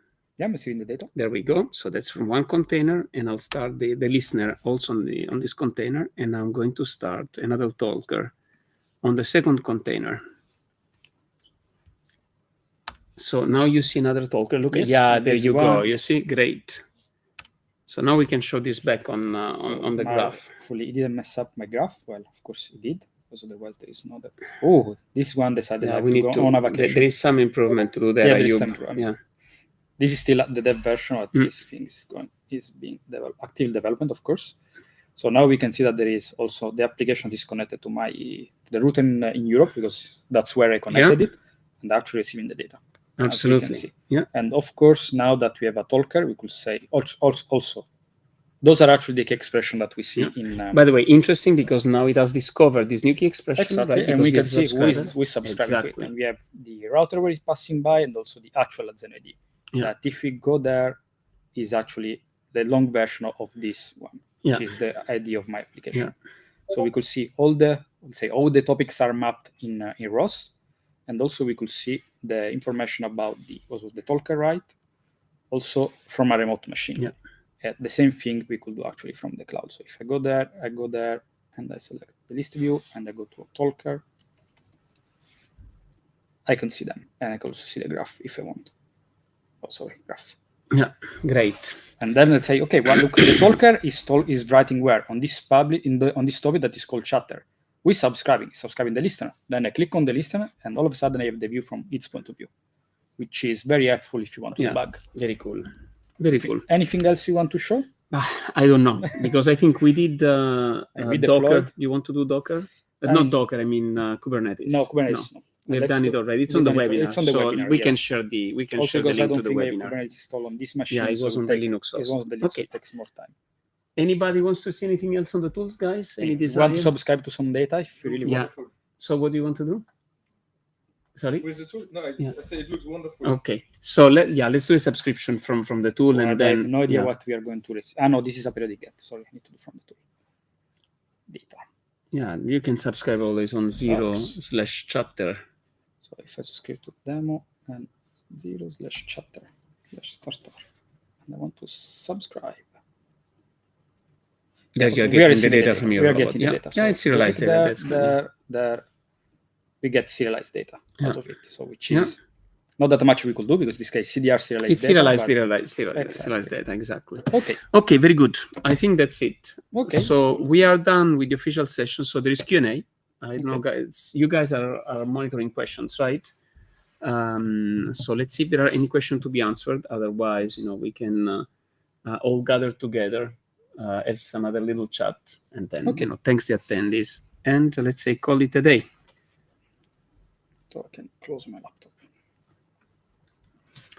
Any questions, guys, online? Anybody? Okay, so there are still some questions. So don't hesitate to post question if you have.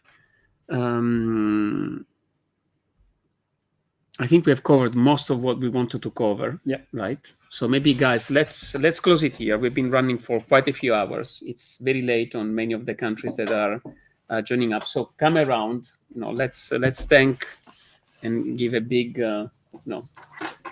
hello to our community. And by the way, for all of you, well, great 2025. Happy New Year and Merry Christmas for those of you that celebrate it.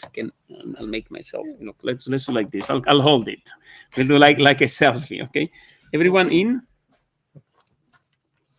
No, but you can't. No, you can't. I'm going to move it further away. No, I'll hold it. Don't worry. Look, I can. Julien? No, yeah. Luca is there. Who is this one on this other side? I see someone dressed in black. Oh, you. Get closer. Squeeze in. Okay.